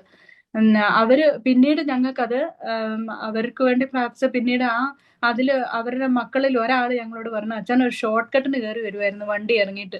അപ്പൊ പറഞ്ഞ അങ്കിളെ ഈ വഴിക്ക് വരരുത് കേട്ടോ, ആൾക്കാർ അങ്കിളിനെ ഉപദ്രവിക്കാൻ വേണ്ടി ഇവിടെ വെയിറ്റ് ചെയ്യുന്നുണ്ട്, അതുകൊണ്ട് അതില് വരരുതെന്ന്. അപ്പൊ അങ്ങനെ അവര് ഞങ്ങളെ സഹായിച്ച് അങ്ങനെ പറഞ്ഞു. വീണ്ടും കർത്താവിന്റെ കൃപയാല് വേല അനുഗ്രഹമായി ഇപ്പൊ തീരുന്നു. ഞങ്ങളുടെ സഭയിൽ നിന്ന് 2 മക്കള്, അജയ് ആശിഷ് എന്ന് പറഞ്ഞ 2 മക്കള് പെനിയൽ ബൈബിൾ കോളേജിൽ പഠിക്കുന്നുണ്ട് നാട്ടില്, എറണാകുളത്ത്. അതുപോലെ ഇവിടെ 2 മക്കള്, പ്രജ്ഞയും ജ്യോതി എന്ന് പറഞ്ഞ 2 മക്കള് നാസിക്കിൽ തന്നെ ബൈബിൾ കോളേജിൽ പഠിക്കുന്നു. 3 പേര് കർത്താവിന്റെ വേലയിലായിരിക്കുന്നു. ഒരാൾ കുടുംബമായിട്ട് ബോംബെയിൽ കർത്താവിന്റെ വേല ചെയ്യുന്നു. ഒരു പെൺകുട്ടി ഗുജറാത്തിലെ ബറോഡയില് കർത്താവിന്റെ വേല ചെയ്യുന്ന കുടുംബമായിട്ട്. ഒരു മോള് നാസിക്കിൽ തന്നെ കുടുംബമായിട്ട് കർത്താവിന്റെ വേലയിലായിരിക്കുന്നു. ഈ പല പെൺകുഞ്ഞുങ്ങളും ഗ്രൂപ്പായിട്ട് വന്ന് വചനം കേൾക്കുകയും അതില് കുറെ 5-6 പേര് വചനം ദൈവകൽപ്പന അനുസരിക്കുകയൊക്കെ ചെയ്ത് അതിലാണ് ഈ 3 കുഞ്ഞുങ്ങള്, 2 മക്കൾ അതിൽ ആ വിശ്വാസത്തിൽ വന്ന് അവര് ദേവദാസന്മാരെ വരെ വിവാഹം കഴിച്ചു. അനുഗ്രഹമായി കർത്താവിന്റെ വേലയിൽ അവര് മുന്നേറുന്നു. എന്റെ ദൈവം അനുഗ്രഹമായി ഇവിടെ കർത്താവിന്റെ വേല ചെയ്യാൻ ഞങ്ങളെ ഇതുവരെ സഹായിച്ചു. ഞങ്ങളെ വിളിച്ച ദൈവം വിശ്വസ്തനായ, വാക്ക് മാറാത്ത ദൈവമാകയാൽ കർത്താവ് ഇതുവരെ ഞങ്ങളെ അത്ഭുതകരമായി ഞങ്ങളെ ഇതുവരെയും കൊണ്ടുവന്ന് കർത്താവിന്റെ വേലയിൽ ഞങ്ങൾ പലപ്പോഴും അവിശ്വസ്തരും കുറവുള്ളവരായിരുന്നെങ്കിലും ദൈവത്തിന്റെ വചനം പോലെ ബാലശിക്ഷ നൽകി കർത്താവ് ഞങ്ങളെ മടക്കി വരുത്തിക്കൊണ്ടിരുന്നു. നമ്മളെ സ്നേഹിക്കുന്ന ദൈവമായതുകൊണ്ട് ബാലശിക്ഷ നൽകി കർത്താവ് പലപ്പോഴും ഞങ്ങളെ തിരിച്ചു വരുത്തുകയും കർത്താവിന്റെ വേലയിൽ ഇതിൽ അനുഗ്രഹമായി ചെയ്യാനും കർത്താവ് സഹായിച്ചുകൊണ്ടിരിക്കുന്നു. മക്കളും ചെറുപ്രായം തൊട്ടേ കർത്താവിന്റെ വേലയിൽ അവരൊത്തിരി ഞങ്ങൾക്ക് സഹായമായിരുന്നു, ഇപ്പോഴും ആയിരിക്കുന്നു. ദൈവം അനുഗ്രഹിക്കപ്പെട്ട ഒരു കുടുംബജീവിതം, അനുഗ്രഹിക്കപ്പെട്ട ഒരു സഭയെ ഞങ്ങൾക്ക് തന്നു. ദൈവത്തെ സ്നേഹിക്കുന്ന ദൈവം അവർക്ക് ഒരുക്കിയിട്ടുള്ള ഒരു കണ്ണ് കണ്ടിട്ടില്ല, ഒരു ഹൃദയം അത് ഗ്രഹിച്ചിട്ടില്ല പറഞ്ഞ പോലെ ദൈവത്തിന്റെ വചനപ്രകാരം കർത്താവ് ഞങ്ങളെ ഇന്ന് സ്നേഹിച്ചുകൊണ്ടിരിക്കുന്നതിനാൽ ദൈവത്തെ സ്തുതിക്കുന്നു. ഞങ്ങൾ നടക്കുമ്പോൾ ഞങ്ങൾക്കൊരു വാഹനമില്ല, ഞങ്ങൾക്കൊരു വീടില്ല, ഞങ്ങൾക്ക് ഒന്നുമില്ല, ഇങ്ങനെ തെണ്ടി നടക്കുമെന്ന് പറഞ്ഞവരുടെ മുമ്പിൽ കർത്താവ് ഞങ്ങളെ ഒത്തിരി മാനിച്ചു അനുഗ്രഹിച്ചു. ഞങ്ങൾക്ക് വാഹനങ്ങൾ തന്നു. ഞങ്ങളെ സ്നേഹിച്ചവർ പോലും പറഞ്ഞു, നിങ്ങൾക്ക് ഒരു സൈക്കിൾ പോലും നിങ്ങൾക്ക് മേടിക്കാൻ പറ്റിയല്ല ഇങ്ങനെയാണെങ്കിൽ എന്ന് പറഞ്ഞവരുടെ മുമ്പില് കർത്താവ് ഞങ്ങൾക്ക് വാഹനങ്ങളെ നൽകി, വീടുകളെ നൽകി. കർത്താവ് ഞങ്ങളെ മാനിച്ചു, ഞങ്ങളെ അനുഗ്രഹിച്ചു. ഇതിലെല്ലാറ്റിലും ഉപരി ദൈവ കൽപ്പന അനുസരിച്ച ദൈവജനത്തോടുകൂടെ ഞങ്ങൾ ഇന്ന് കർത്താവിനെ ആരാധിക്കുന്നു. 100-100ഓളം പേര് ആരാധനയ്ക്ക് പങ്കെടുക്കുന്നുണ്ട്. ഞങ്ങള് ദൈവമക്കളോട് പറയുന്നത്, നമ്മുടെ ഇത് കേട്ടോണ്ടിരിക്കുന്ന അരോമ TV പ്രേക്ഷകരോട് എനിക്ക് പറയാനുള്ളത്, നമ്മുടെ കഴിവുകളല്ല ലോകം നമ്മളെ നമ്മളെ ബുദ്ധിയില്ലാത്തവരെന്നും പൊട്ടരെന്നും നമ്മളെ കഴുതയെന്നും നമ്മളെ ഒന്നുമില്ലാത്തവരെന്നും ചിന്തിക്കുമ്പോൾ കർത്താവിന് നമ്മൾ വിലപ്പെട്ടവരാണ്. കർത്താവാണ് നമുക്ക് ബുദ്ധി നൽകുന്നത്, ജ്ഞാനം നൽകുന്നത്. ആ ദൈവ സാന്നിധ്യം അനുഭവിക്കാൻ പലപ്പോഴും കഴിഞ്ഞിട്ടുണ്ട്. ഞാൻ നിന്നോട് കൂടെയുണ്ട് എന്നുള്ള ശബ്ദം കേൾക്കാൻ പലപ്പോഴും ദൈവത്തിന്റെ വചനത്തിൽ കൂടെ കഴിഞ്ഞിട്ടുണ്ട്. ആ ദൈവം ഉപേക്ഷിക്കുകയില്ല, കൈവിടുകയില്ല. നല്ല ചെയ്ത ദൈവം, വാഗ്ദത്തങ്ങളെ വിശ്വസനായ ദൈവം എന്നും വഴി നടത്തുന്നു.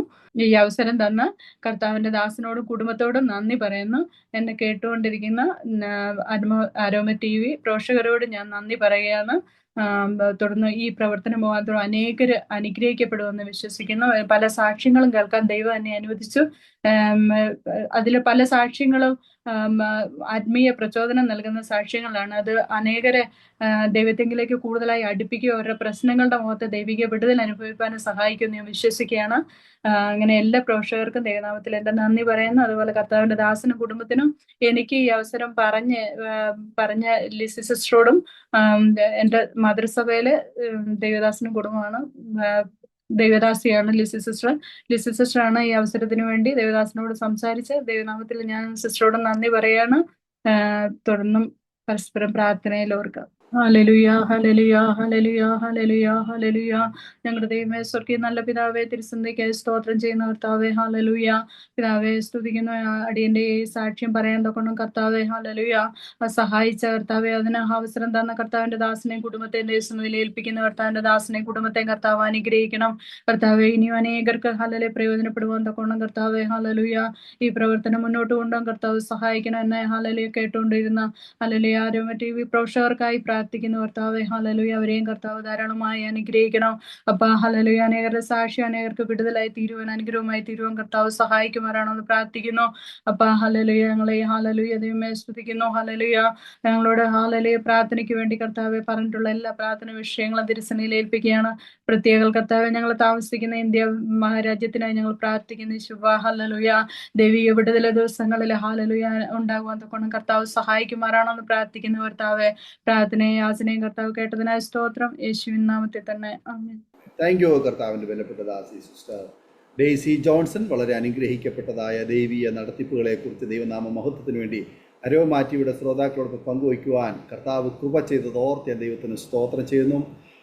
കർത്താവിൻ്റെ ദാസിയോട് കുടുംബ അംഗങ്ങളുള്ളതായ ഹൃദയംഗമായ നന്ദിയും സ്നേഹത്തിനത്തിൽ അറിയിക്കുന്നു. ദൈവമായ കർത്താവ് ധാരാളം അനുഗ്രഹിക്കട്ടെ.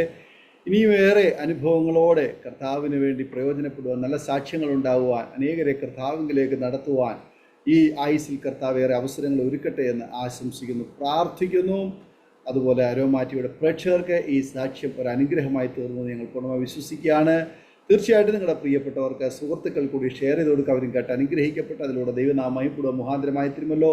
മാത്രമല്ല, നിങ്ങളുടെ വലിയൊരു അഭിപ്രായങ്ങളും നിർദ്ദേശങ്ങളും കമൻറ്റ് ബോക്സിൽ രേഖപ്പെടുത്താവുന്നതാണ്. നിങ്ങൾക്കൊരു പ്രാർത്ഥനാ വിഷയമുണ്ടെങ്കിൽ സ്ക്രീനിൽ കാണുന്ന വാട്സപ്പ് നമ്പറിലും ഞങ്ങളെ വിവരം അറിയിക്കാം. അതുപോലെ അരോമ TVയുടെ പ്രേക്ഷകർക്ക് വേണ്ടി എല്ലാ തിങ്കളാഴ്ചയും രാത്രി 9 മണിക്ക് ഓൺലൈനിലൂടെ പ്രാർത്ഥന നടന്നു വരുന്നു.